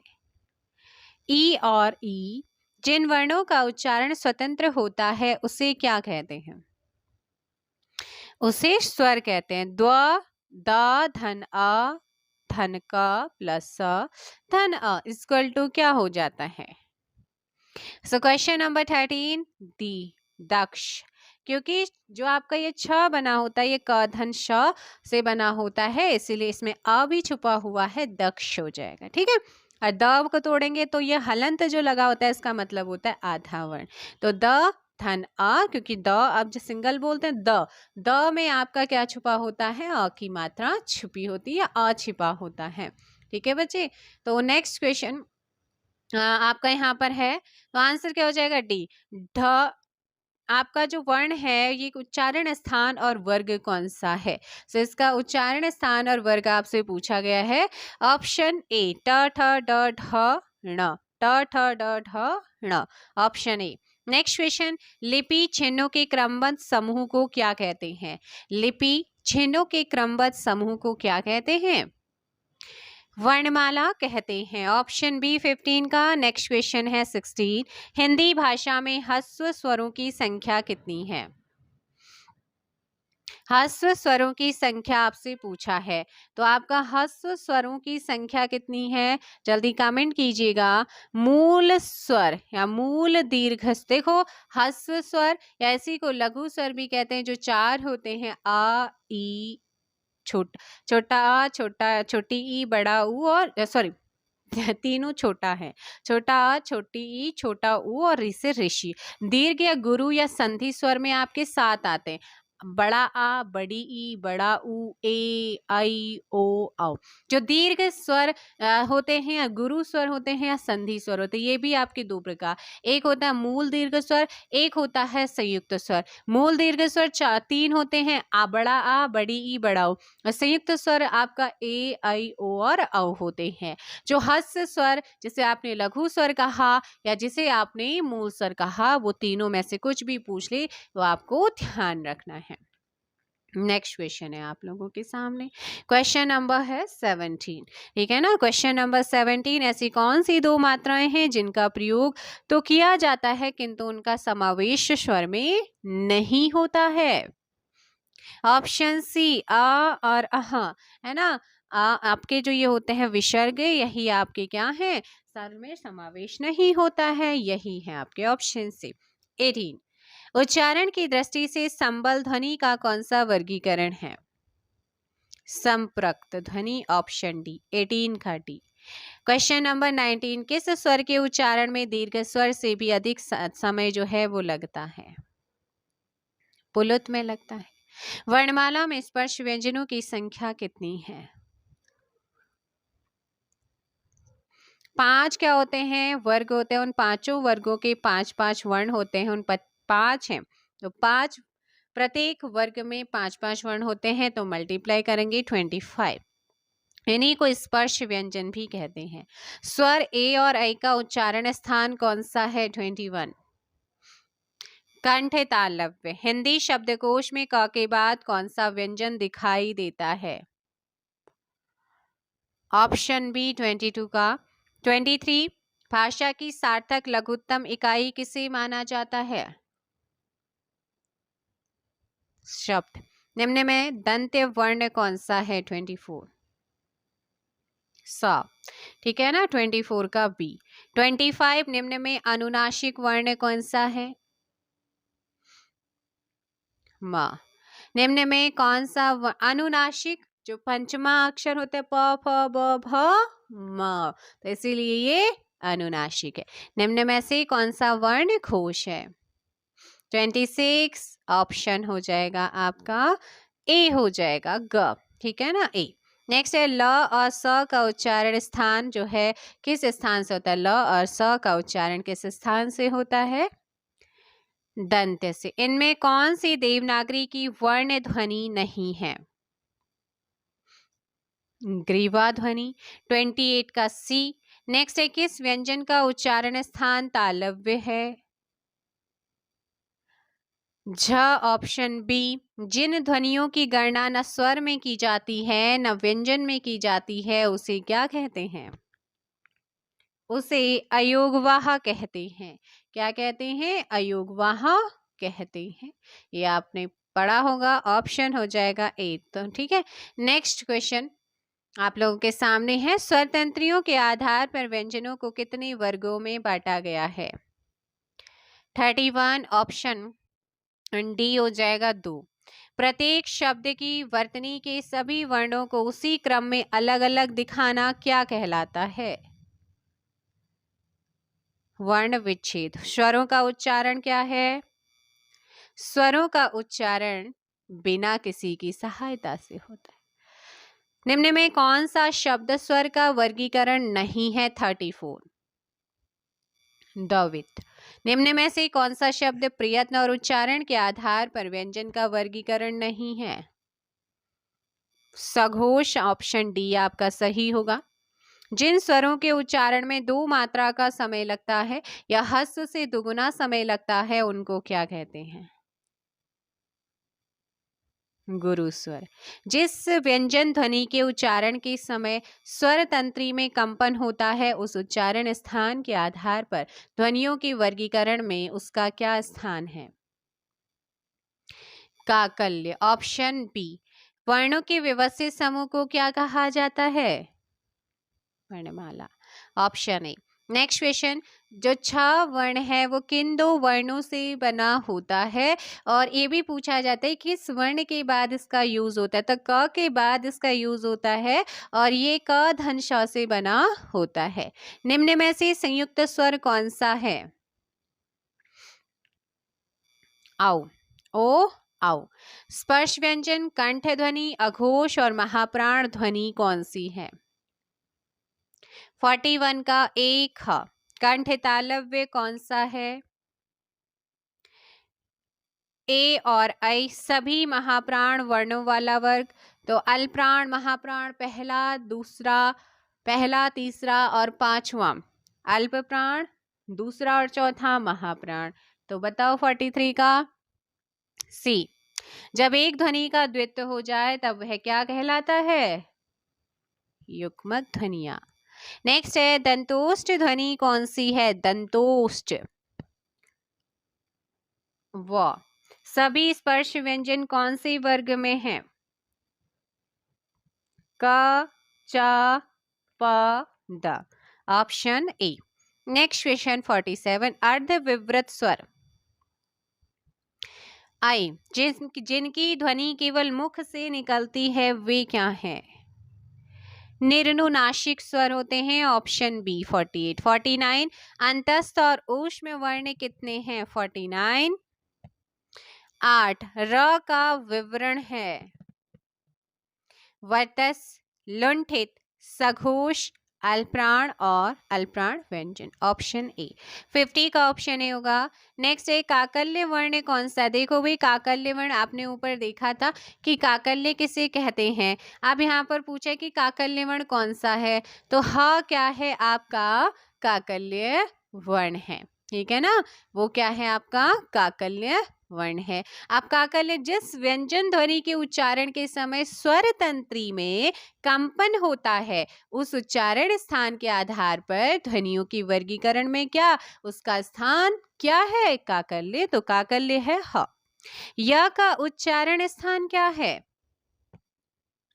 तालु हो जाता है। Option A. निम्नलिखित में से कौन व्यंजन महाप्राण है? अल्प प्राण, महाप्राण, अल्प्राण, महाप्राण। यही है, अल्प्राण, महाप्राण, अल्प्राण, महाप्राण और अल्प प्राण। तो दूसरा और चौथा वर्ण जो होता है प्रत्येक वर्ग का वो महाप्राण होता है। सो 53 का ऑप्शन डी स, श, ह ये आपके क्या हैं? महाप्राण व्यंजन है। आगे स्पर्श, दंत, अघोष और महाप्राण किस वर्ण की विशेषताएं हैं? सो आंसर दो जल्दी से। 53 का ऑप्शन हो जाएगा 53 का तो हो गया, 54 का ऑप्शन बी था हो जाएगा। ठीक है, था। 54 का बी नेक्स्ट है, केवल मुख से बोले जाने वाले सस्वर वर्णों को क्या कहते हैं? निरनुनासिक निम्नलिखित में से व्यंजन तालव्य व्यंजन कहलाते हैं। छा किसके उच्चारण में कंठ और नासिका स्थान से मदद ली जाती है? ऑप्शन ए, किसके उच्चारण में वर्तस्य दंत की सहायता ली जाती है? सा सुषमा वाला श, ऑप्शन सी। त और द को उच्चारण स्थान के आधार पर क्या कहते हैं? बताओ जल्दी से। क्वेश्चन नंबर 59 दंत कहते हैं। निम्न में अंतस्थ व्यंजन कौन सा है? ल। निम्न में अघोष वर्ण कौन सा है? अघोष। ट। निम्न में महाप्राण कौन सा है? ठ। मूर्धन्य, स्पर्श, सघोष, नासिक और अल्प प्राण व्यंजन कौन सा है? ऑप्शन सी। नेक्स्ट क्वेश्चन है, निम्न में अनुनासिक वर्ण कौन सा है? अनुनासिक। ऑप्शन सी, यहाँ पर अनुनासिक भी आता है। निम्न में मूर्धन्य ध्वनि कौन सी है? 65। ऑप्शन ए, उच्चारण स्थान के आधार पर निम्नलिखित में से दंत है। ला। निम्न में दीर्घ स्वर कौन सा है? आ। ठीक है ना, आ। नेक्स्ट है आपका ह का उच्चारण स्थान क्या है? 68। कंठ। अंतस्थ व्यंजन कौन से वर्ग में है? य, ल, व। कौन से वर्ग के सभी व्यंजन अल्प प्राण हैं? क, च, त। Next question 71। ओठों की आकृति के आधार पर निम्नलिखित में से कौन सा आवृत मुखी स्वर है? ई। जिह्वा के आधार पर स्वर कितने प्रकार के होते हैं? 3। हिंदी में ध्वनियां कितनी प्रकार की होती हैं? 73। 2। मात्रा के आधार पर स्वर कितने प्रकार के होते हैं? 74। 3। एक से अधिक वर्णों के मेल को क्या कहते हैं? व्यंजन कहते हैं। क्या कहते हैं? व्यंजन। जिनका उच्चारण स्वतंत्रता से होता है और जो व्यंजन के उच्चारण में सहायक होते हैं उसे स्वर कहते हैं। ई, च, छ, ज, झ, य आदि का उच्चारण किससे होता है? तालु से। निम्न में दीर्घ स्वर कौन सा है? बताएं जल्दी से। यहाँ ए और ऐ को दीर्घ स्वर इसलिए नहीं माना जाएगा क्योंकि ए और ऐ संयुक्त स्वरों की श्रेणी में आते हैं। तो दीर्घ स्वर हो जाएगा 78 का डी, ई हो जाएगा। ठीक है ना, ई। नेक्स्ट आप लोगों को क्वेश्चन है 79। निम्न में अंतस्थ व्यंजन कौन सा है? यार अलावा अंतस्थ व्यंजन होते हैं तो वो हो जाएगा। निम्न में अल्प प्राण व्यंजन कौन सा है? क, ख, ग, ऑप्शन सी 80 का। निम्न में घोष वर्ण कौन सा है? 81। ज। निम्न में ओष्ठ वर्ण कौन सा है? 82। ए। वर्ण तालिका के अनुसार ह्रस्व, दीर्घ और प्लुत क्या है? 83। स्वर। निम्नलिखित भाषा में मूल ध्वनियों के लिए जो चिन्ह मान लिए गए हैं, जिस रूप में ये लिखे जाते हैं उसे क्या कहते हैं? लिपि कहते हैं। नेक्स्ट क्वेश्चन, प, फ, ब, भ, म व्यंजन होते हैं कैसे? ओष्ठ। तो व्यंजन जब एक साथ मिलते हैं तो क्या कहलाते हैं? संयुक्त व्यंजन। निम्न में अघोष वर्ण कौन सा है? 87। एंड करेक्ट आंसर हो जाएगा 87 का ऑप्शन बी, प। निम्न में कंठ वर्ण कौन सा है? आ, एक कंठ वर्ण है। नेक्स्ट है, निम्न में दीर्घ स्वर कौन सा है? 89। आ। निम्न में महाप्राण व्यंजन कौन सा है? भा। निम्न में अंतस्थ व्यंजन कौन सा है? 91। या सघोष वर्ण कौन सा है? इनमें से सघोष वर्ण आपसे पूछा गया है। सो 92 ऑप्शन सी। ऊष्म व्यंजन कौन सा है? 93। हाँ। निम्न में से कौन सा स्वर कंठ तालव्य है? ए। जिन स्वरों के उच्चारण में नाक से हवा निकलती है उन्हें क्या कहते हैं? नाक से जिनसे हवा निकलती है अनुनासिक कहते हैं। 95 का डी। निम्नलिखित में कौन सा अंतस्थ व्यंजन है? ला। 96 का डी। अनुस्वार किसका कार्य करता है? पंचम वर्ण का। निम्नलिखित में से पार्श्विक ध्वनि कौन सी है? ला। निम्नलिखित में से कौन सा वर्ण दंतव्य नहीं है? Option B. And next question 100वां है, हिंदी स्वरों का वर्गीकरण जब जीभ के भाग के आधार पर किया जाता है तो निम्नलिखित में से कौन सा भेद उसके अंतर्गत नहीं आएगा? आप लोगों ने ध्यान रखना है कि इसमें पश्च आता है, मध्य आता है, अग्र आता है, लेकिन विवृत संवृत नहीं आता, वो अलग है। निम्नलिखित में से कौन सा संयुक्त स्वर नहीं है? ऊ संयुक्त स्वर नहीं होता है, ए आई ओ औ होते हैं। हिंदी वर्णमाला में अंतस्थ व्यंजन यर अलावा ऑप्शन डी। हिंदी वर्णमाला में ऊष्म व्यंजन स स ह ऑप्शन बी। हिंदी भाषा में कुल वर्ण लिपियां कितनी हैं? 52। मध्य स्वर कहते हैं किसे? आ को मध्य स्वर कहते हैं। 105 का ऑप्शन क्या हो जाएगा यहाँ पर? ए आपका बिल्कुल क्या होगा भाई? सही आंसर होगा। ठीक है, तो ये आपने यहाँ पर ध्यान देखो भाई, मूल स्वर आपसे देखो स्वरों की संख्या पूछेगा 11, भेद पूछेगा 3 भेद होते हैं, ह्रस्व दीर्घ प्लुत। मात्राएं पूछेगा 10 मात्राएं होती हैं।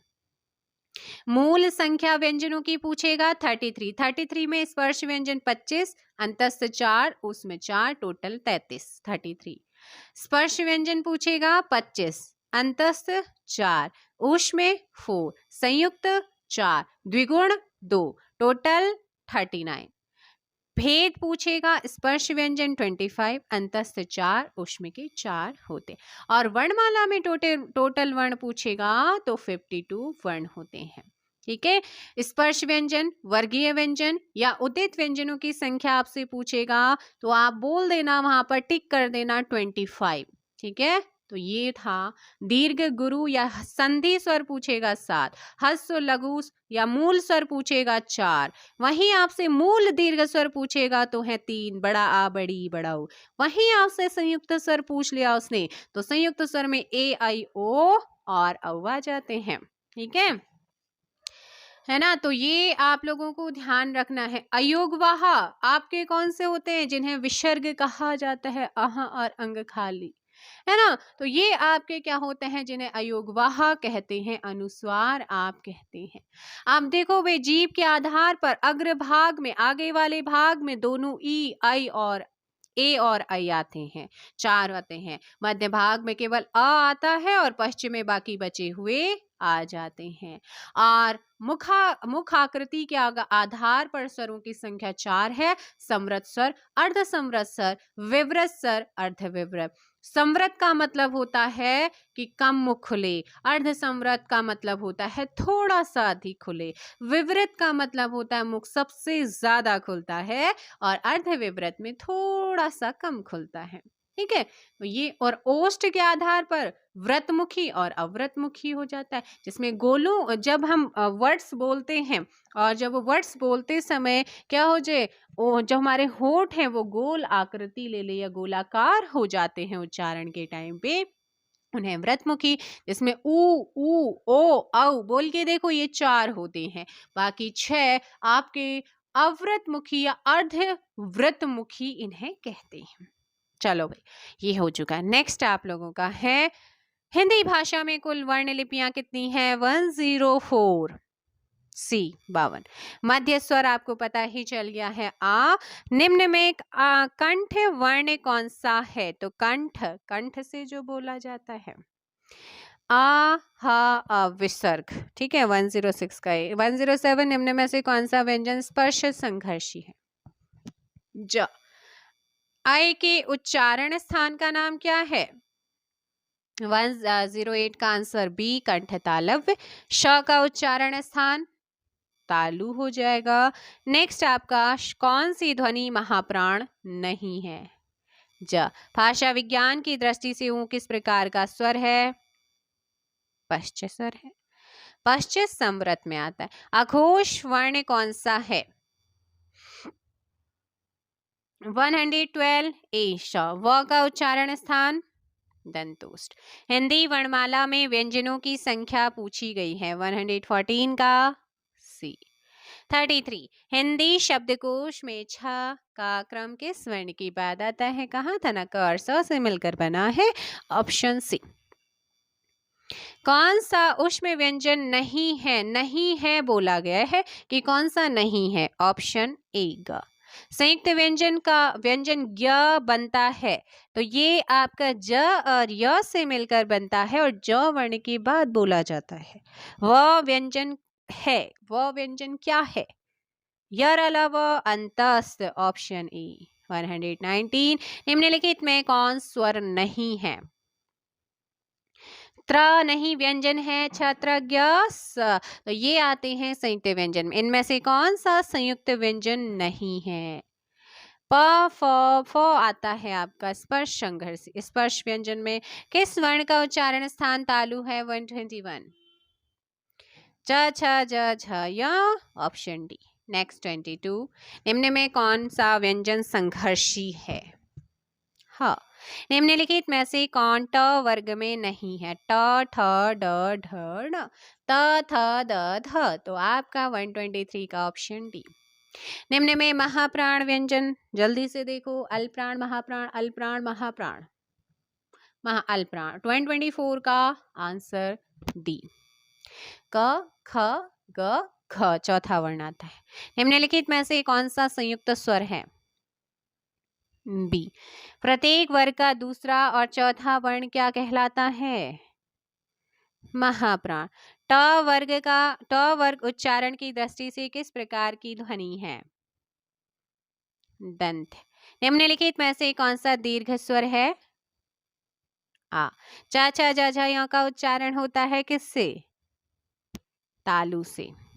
आगे है शब्द की सबसे छोटी यूनिट वर्ण। जो वर्ण स्वर की सहायता से बोले जाएं उन्हें क्या कहा जाता है? व्यंजन कहते हैं। Option C. निम्नलिखित में से कौन से शब्द री की मात्रा का उपयोग हुआ है? आपको दिख भी रहा है 132 का ऑप्शन ए वृष्टि। वृष्टि में व धन री और धन श आधा श धन ट और ट में ई, आपका ऑप्शन हो जाएगा ए। व्यंजन को स्वर रहित लिखने के लिए किस चिन्ह का प्रयोग किया जाता है?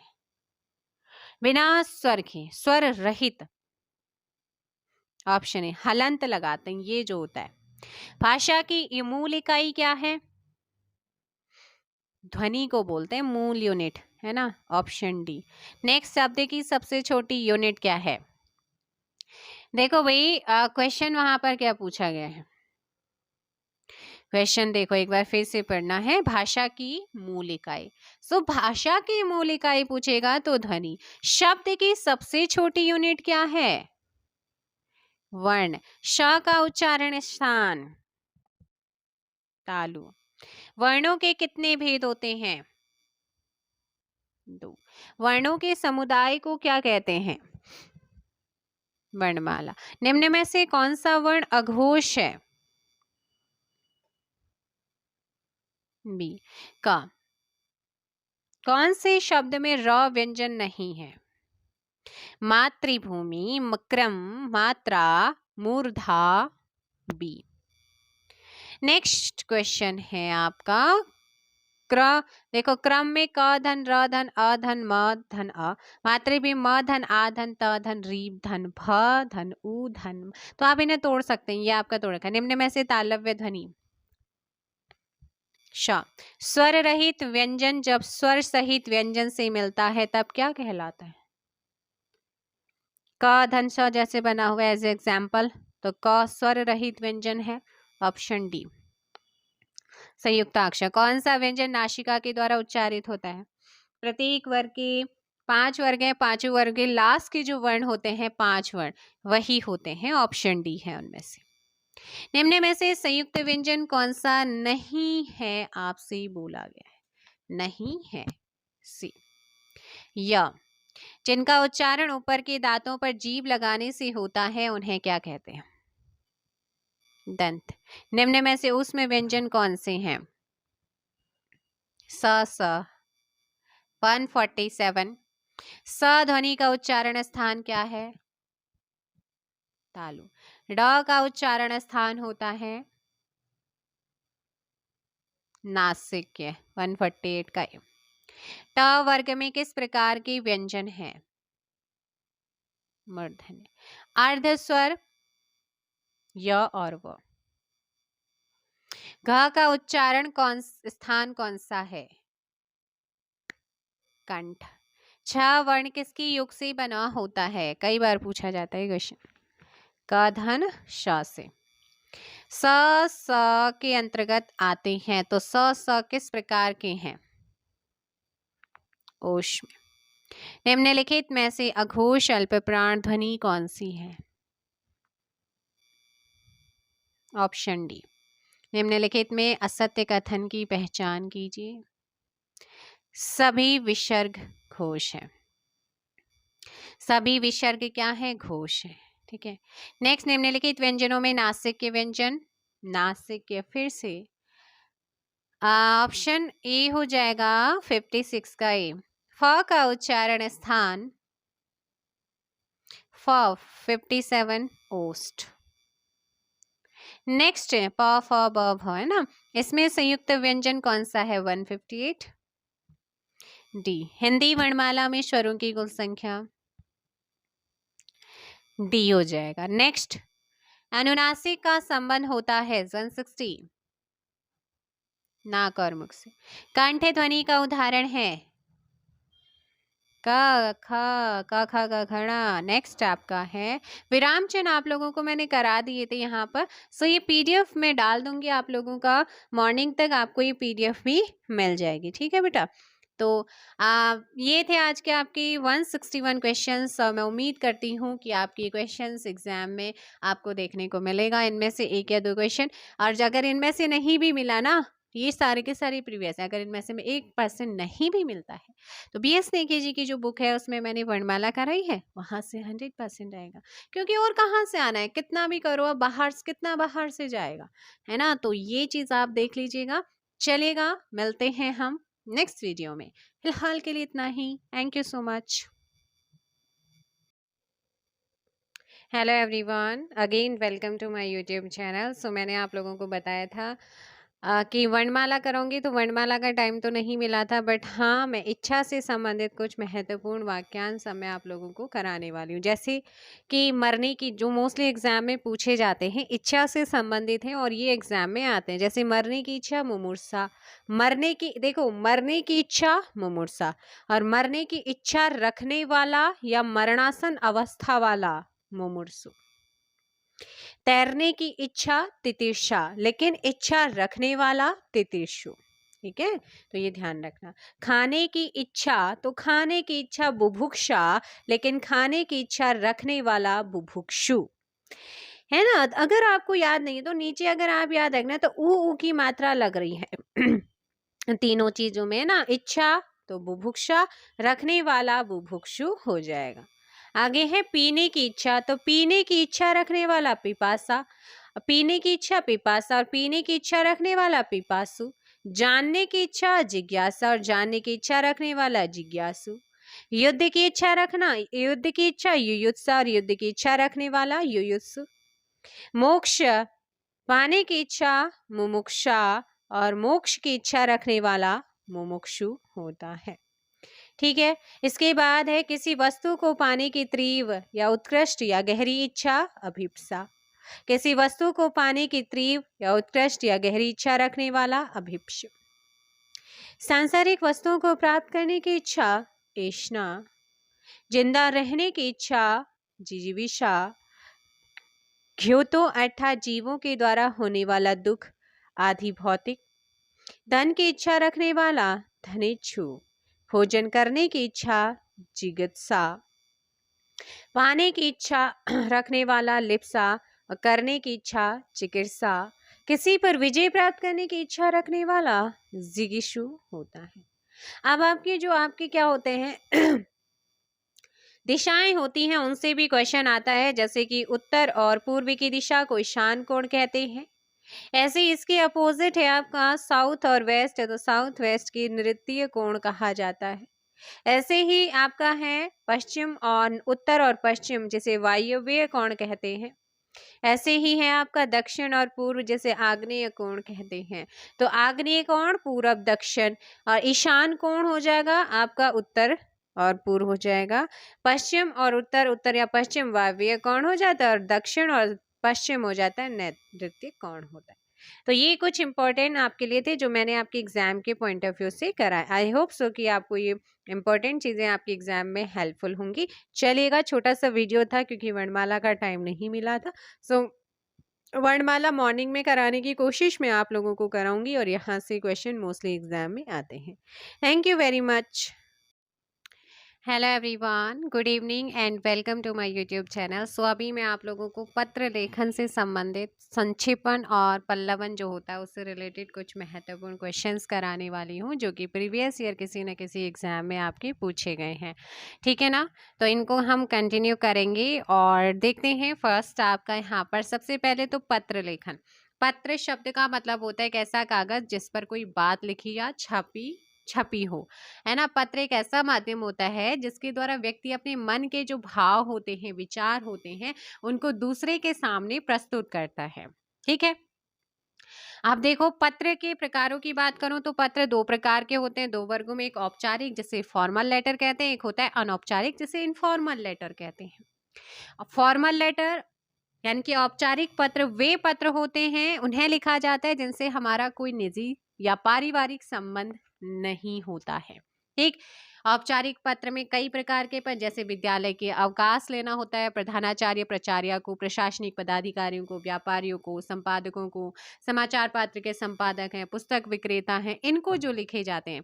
ठीक है, तो सुगमता के लिए औपचारिक पत्रों को हम कई वर्गों में बांटते हैं, जैसे ऑफिशियल लेटर, कार्यालयी पत्र, संपादकीय पत्र, एडिशनल लेटर होता है, बिजनेस लेटर, व्यवसायिक पत्र होता है, प्रार्थना पत्र या आवेदन पत्र, एप्लीकेशन लेटर होता है।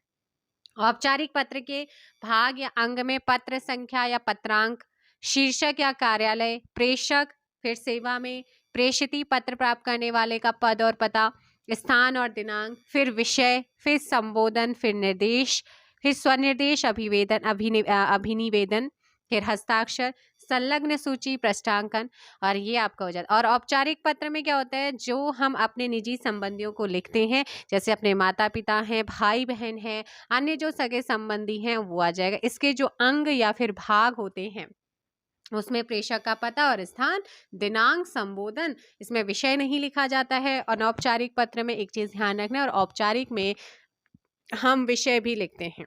ठीक है, तो ये आपने ध्यान रखना है। देखो भाई, अगर मैं बात करूं आपका ऑफिशियल लेटर, सरकारी या कार्यालय पत्र, इसमें आपका सबसे पहले तो पत्र संख्या लिखी जाती है, जो भी भारत सरकार या राज्य सरकार जिस भी मंत्रालय उसका हो जाएगा। फिर प्रेषक के बाद उसका पता लिखा जाता है। फिर सेवा में लिखा जाता है, जो भी जिसे भी आप लिख रहे हैं सेवा में। फिर दिनांक आ जाती है नीचे नीचे। अभी एक चीज़ क्या होगी कि सारे, चाहे वो फॉर्मल हो या इनफॉर्मल हो, सब आपका लेफ्ट साइड में ही आता है। जैसे पहले आपका विश्वासी वगैरह आता था ना, ये पहले राइट में हम इधर साइड में लिखते। अभी सारी चीज़ें कहाँ आती हैं, अब लेफ्ट साइड में आती। पहले जब आप एप्लीकेशन भी लिखते थे तो सेवा में, श्रीमान, तो जस्ट नीचे से लिखना होता है। तो अब सारी की सारी चीज़ें लेफ्ट में आ गई हैं। और उसके बाद आपका आज्ञाकारी शिष्य आप राइट साइड में लिखते थे पूरा, यहाँ पर लिखने के बाद अब वो सारी चीज़ें कहाँ आती है, लेफ्ट इस साइड में आती है, लेफ्ट साइड में आती है। ठीक, तो चलो भाई स्टार्ट करते हैं क्वेश्चन से। ठीक है ना, क्वेश्चंस के साथ साथ आपको चीज़ें कवर कराती रहूंगी। आप में से किसी ने बोला था कि मैम पत्र लेखन करा दीजिए, तो मैं करा रही हूँ। सो है फर्स्ट क्वेश्चन, निम्नलिखित में से कौन सा औपचारिक पत्र का उदाहरण है। तो औपचारिक पत्र का उदाहरण कौन सा है? अनौपचारिक जो हम अपने सगे संबंधियों, माता पिता, मतलब निजी जिनका हम लिखते हैं वो हो जाएगा। सो क्वेश्चन नंबर फर्स्ट का आंसर हो जाएगा बहन के विवाह में शामिल होने के लिए मित्र को लिखा गया पत्र। एक आपका अनौपचारिक, दो दिनों का अवकाश के लिए औपचारिक ऑफिशियल लेटर होता है। पुस्तकालय खुलवाने के लिए परिषद के अध्यक्ष के लिए भी ऑफिशियल लेटर होता है। मोहल्ले में बिजली की समस्या के लिए भी ऑफिशियल यानी कि औपचारिक लेटर होता है। ऑप्शन बी, छोटे संबंधियों को पत्र में संबोधन क्या लिखेंगे? बताओ। हम जब उन्हें संबोधन कहेंगे तो चिरंजीवी लिखेंगे, ठीक है, चिरंजीव। निम्न में से कौन सा कार्यालय आदेश के मूल गुण नहीं है? सो आंसर हो जाएगा बाहर भीतरी बातें जो होती हैं वो नहीं है। नापा तोल अनौपचारिकता, निर्वय वैकित्य होता है। नेक्स्ट है आयकर से माफी एवं पूर्ण मुक्ति के लिए किसी प्रार्थना पत्र लिखेंगे आप? ऑप्शन ए हो जाएगा आयकर अधिकारी को। मुख्य बिजली के बल्बों के ऑर्डर के निरस्तीकरण की सूचना देते हुए किसे पत्र लिखेंगे? संभरक को लिखेंगे। 5 का ऑप्शन ए यहाँ पर आपका सही होगा। नेक्स्ट है कार्यालय आदेश किसके लिए निकाले गए आदेशों की सूचना है? Question number 6। सभी विकल्प सही हैं, ऑप्शन डी। तो आपका अपने कार्यालय से अनुभव प्रमाण पत्र लेने के लिए किसे आवेदन पत्र लिखेंगे? तो आपका व्यवस्थापक महोदय को। ऑप्शन सी आपका यहाँ पर सही होगा। नेक्स्ट क्वेश्चन है आपका औपचारिक पत्र में इनमें से कौन सा विकल्प नहीं होगा? तो औपचारिक ऑफिस फॉर्मल लेटर की बात हो रही है, तो फॉर्मल लेटर में इनमें से कौन सा विकल्प नहीं होगा? विषय, अभिवादन, पता या दिनांक? अभिवादन नहीं होता। दैनिक जागरण में संवाददाता के पद के लिए किसे आवेदन पत्र लिखेंगे? संपादक महोदय को।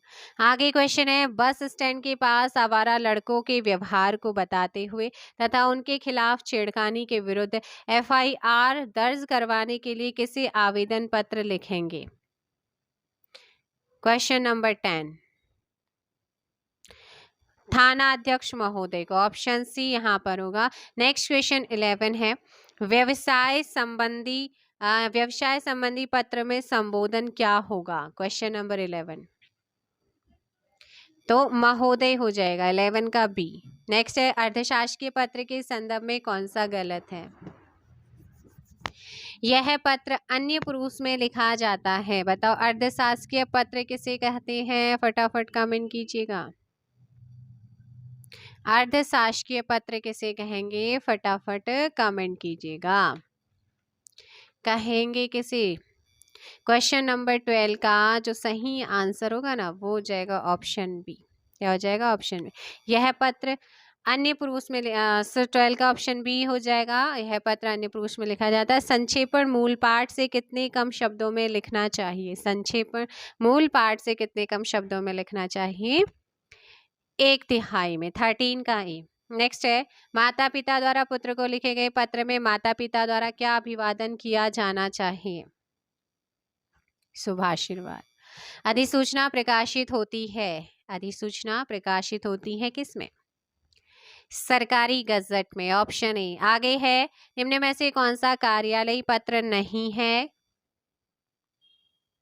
निमंत्रण पत्र। ये आपका एक अनौपचारिक इनफॉर्मल लेटर है। कार्यालय आदेश सदैव प्रेषित होता है वरिष्ठ से कनिष्ठ को। वरिष्ठ से कनिष्ठ को। ऑप्शन बी 18 का किसी राजपत्रित अधिकारी की नियुक्ति, पदोन्नति, अवकाश, स्वीकृति और उनके स्थानांतरण की सूचना को राजपत्र में प्रकाशित करने के लिए किस पत्र का प्रयोग होता है? अधिसूचना का। व्यक्तिगत पत्र के संबंध में असत्य कथन कौन सा है? 19 का इन पत्रों में आपसी संबंध का कोई प्रभाव पत्र पर नहीं पड़ता है। व्यावसायिक पत्र के संबंध में कौन सा कथन सही है? क्वेश्चन नंबर 20 का ध्यान देंगे। ऐसे पत्रों में संबोधन महोदय, महाशय आदि शब्दों द्वारा किया जाता है। किसी भी कंपनी के मैनेजर से सामग्री या माल से संबंधित पत्राचार होता है। ऑप्शन सी 20 का। आगे है, एक विद्यार्थी को अपने स्कूल के प्रधानाचार्य को अभिवेदन में क्या लिखना चाहिए। तो जब आप अपने प्रधानाचार्य को एप्लीकेशन लिखते हैं, आप सभी ने लिखी होगी। सो आपका आज्ञाकारी शिष्य या शिष्या लिखते हैं। लड़का है तो शिष्य, लड़की है तो शिष्या। Option D. जब कोई सरकारी पत्र, ज्ञापन या कार्यालय ज्ञापन एक साथ अनेक प्रेषितियों को भेजा जाए सो उसे क्या कहते हैं। ज्ञापन या कार्यालय ज्ञापन पत्र जो है, ज्ञापन एक साथ अनेक प्रेषितियों को भेजा जाता है तो उसे क्या कहते हैं। परिपत्र कहते हैं। क्या परिपत्र कहते हैं। 22 का ए। जब एक अधिकारी दूसरे अधिकारी को व्यक्तिगत नाम से पत्र लिखता है तो उसे क्या कहते हैं। अर्धशासकीय पत्र। ऑप्शन डी 23 का। नेक्स्ट है, मच्छरों के प्रकोप के संबंध में शिकायत पत्र लिखना हो तो किसे लिखेंगे। माननीय स्वास्थ्य अधिकारी को। यदि सभी राज्य सरकारों को एक ही पत्र भेजा गया हो तो उसे क्या कहते हैं। सो 25 का बी परिपत्र। अधिसूचना का प्रयोग किस क्षेत्र में नहीं किया जाता है। 26 का बी कर्तव्य। ठीक है ना। अधिसूचना का प्रयोग किस क्षेत्र में नहीं किया जाता है। कर्तव्य। आदेश, नियम और अधिकार में करते हैं लेकिन कर्तव्य में नहीं करते हैं। Option B. यदि आपको अपने मित्र को पत्र लिखना पड़े तो संबोधन में क्या लिखेंगे। प्रिय मित्र। Option B. कौन सा कथन असत्य या फिर गलत है। तो इसमें भेजने वाला हस्ताक्षर करके पद का उल्लेख भी करता है क्या। नहीं करता है ना। Option D. अर्थशास्त्र के पत्र मित्रतापूर्ण भाषा में लिखा जाता है, ये भी सही है, ये चीज ध्यान देंगे। संबोधन के लिए प्रिय लिखा जाता है, अर्थशास्त्र में लिखा जाता है। निर्देश के लिए आपका सद्भाव सिंसियरली लिखा जाता है। आपका सद्भावी या फिर सिंसियरली। सो ऑप्शन डी नहीं लिखा जाता है। ठीक है। आगे है, सभी राज्य सरकारों को भेजा जाने वाला सरकारी पत्र आपका कहलाता है क्या। उसे परिपत्र कहते हैं। आगे है, यदि कोई पत्र सभी संबंध कार्यालयों को प्रेषित किया जाता है तो उसे क्या कहते हैं। परिपत्र कहते हैं। आगे क्वेश्चन क्या है, शासकीय पत्र के संदर्भ में कौन सा कथन जो है वो गलत है। पत्र संख्या के ऊपर तिथि लिखी जाती है क्या शासकीय पत्र। बताओ जल्दी से, जल्दी बताएंगे शासकीय पत्र। कमेंट करो जल्दी से शासकीय पत्र के बारे में, जल्दी बताओ भाई। सो ध्यान रखना है 31 का ए हो जाएगा। पत्र संख्या के ऊपर तिथि लिखी जाती है, ये गलत है। संबोधन महोदय बाईं ओर लिखा जाता है। पत्र के सबसे ऊपर पत्र संख्या लिखते हैं, भी सही। पत्र के बाईं ओर सेवा में लिखा जाता है। तो आप सारी चीजें मैंने कहा है लेफ्ट में होती हैं, चाहे वो फॉर्मल लेटर हो या इनफॉर्मल लेटर हो। नेक्स्ट आपका 40 है कि निम्नलिखित में से किसका प्रयोग अधिकतर भारतीय गजटों में प्रकाशित सरकारी नियम, आदेश आदि की सूचना के प्रसंग में होता है। सो आंसर देंगे आप जल्दी से। क्वेश्चन नंबर, अच्छा आपके कुछ क्वेश्चन रह गए, हमने लास्ट क्वेश्चन किया था 31। सो क्वेश्चन नंबर 32, बाढ़ पीड़ितों की सहायता के संबंध में पत्र लिखा जाता है जिलाधिकारी को। आगे क्वेश्चन है कि किसी अधिकारी को पत्र लिखना हो तो संबोधन किया जाता है माननीय महोदय। नेक्स्ट आपका है 34, अपने विद्यालय की किसी मनोरंजन घटना का वर्णन करते हुए मित्र को लिखा गया पत्र किस कोटि के अंतर्गत आएगा। वैयक्तिक। Option B. आगे क्वेश्चन क्या है आपका, कार्यालय आदेश में अधिकारी का हस्ताक्षर किस स्थान पर आएगा। बताओ जल्दी से, नीचे दाहिनी ओर। सो क्वेश्चन नंबर 35 का बी, निम्नलिखित में से किसका प्रयोग सरकारी स्तर पर भारतीय गजटों में प्रकाशित सरकारी नियम, आदेश, अधिकार और नियुक्ति की सूचना के प्रसंग में होता है। अधिसूचना। 36 का सी, निम्नलिखित में से किसके अंतर्गत नियुक्ति, छुट्टियों की स्वीकृति तथा पदवृद्धि आदि की सूचनाएं दी जाती हैं? कार्यालय आदेश। पत्र के संबंध में निम्नलिखित में से किसको अभिवादन कहते हैं? शुभाशीष।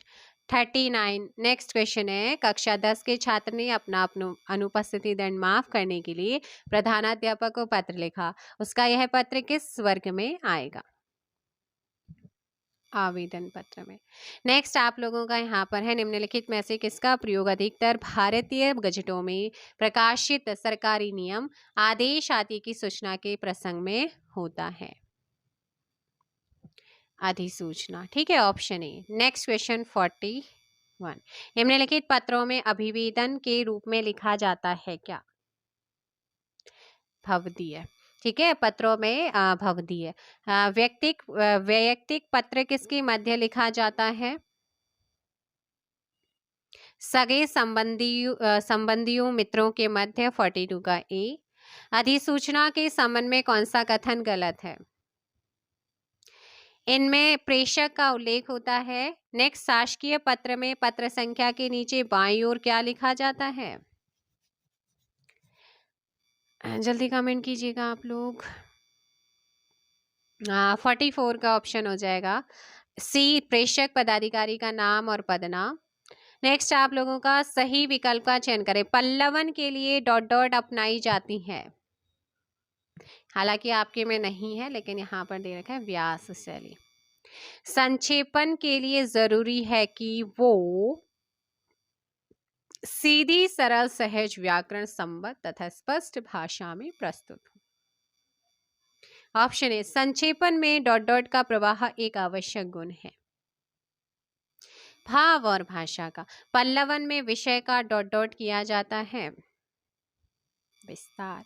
पल्लवन का अर्थ क्या है? 49 पल्लवन का अर्थ पूछा है, विस्तारण है। आगे है, डॉट डॉट के लिए मूल विचारों अथवा भाव के नीचे दबे अन्य सहायक विचारों को समझने की चेष्टा करनी चाहिए। पल्लवन। पल्लवन प्रायः प्रसिद्ध काव्य पंक्ति आदि का किया जाता है क्या? सूत्र, मुहावरे, लोकोक्ति। किसी विचार अथवा भाव के विस्तार को पल्लवन कहते हैं। Option D. किसी मूल रेखा अथवा भाषण को उसके निहित तथ्यों सहित संक्षेप में प्रस्तुत करने की क्रिया को डॉट डॉट कहते हैं। संक्षिप्तीकरण या संक्षेपण। Option A. पुत्र के द्वारा पिता के लिए पत्र में अभिवादन होगा, पुत्र के द्वारा पिता के लिए सादर प्रणाम होगा। आगे क्या है, पुस्तक मंगाने हेतु पत्र किसे लिखा जाता है? प्रकाशक को। पुत्र के द्वारा माता के लिए पत्र में स्वनिर्देशन होगा, आपका पुत्र।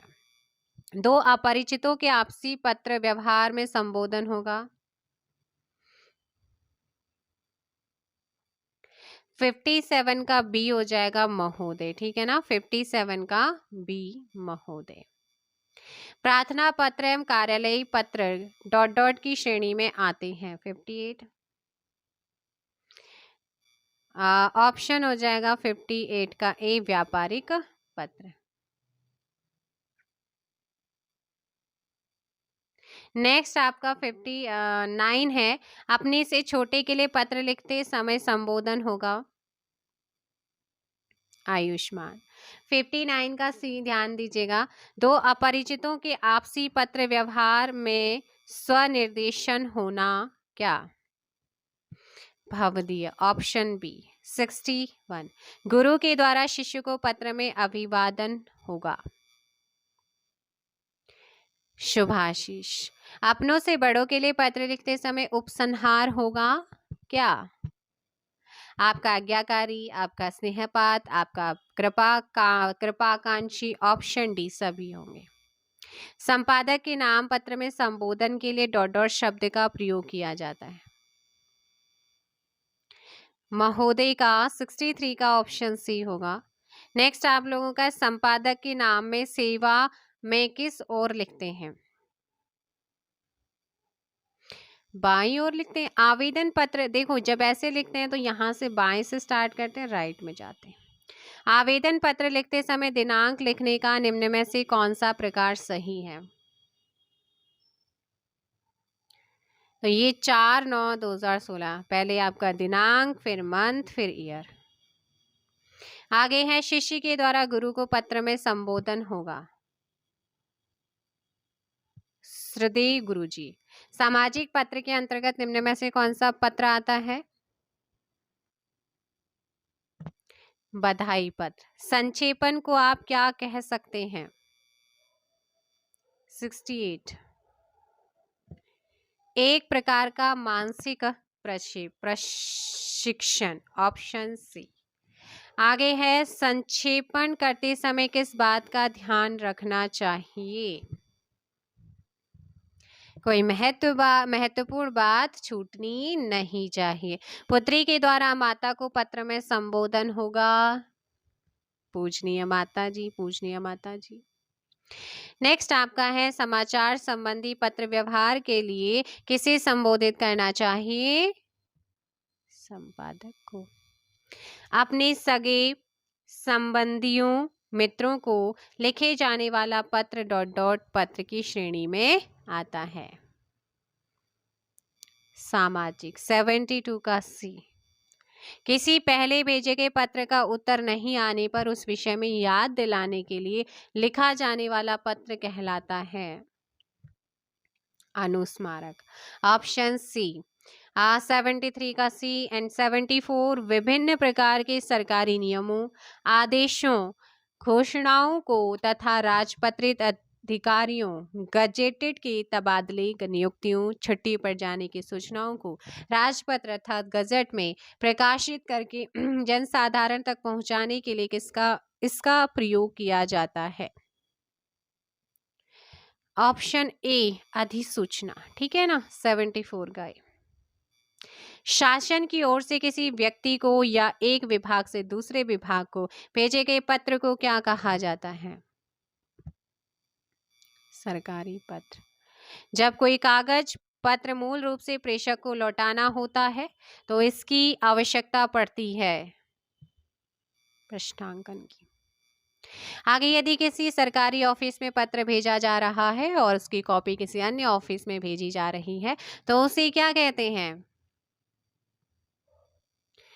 सी प्रतिलिपि। किसी कार्यालय या विभाग का वह अधिकारी जो अपने अधीन कार्य करने वाले कर्मचारियों की निगरानी रखे उसे क्या कहते हैं, क्या कहलाता है?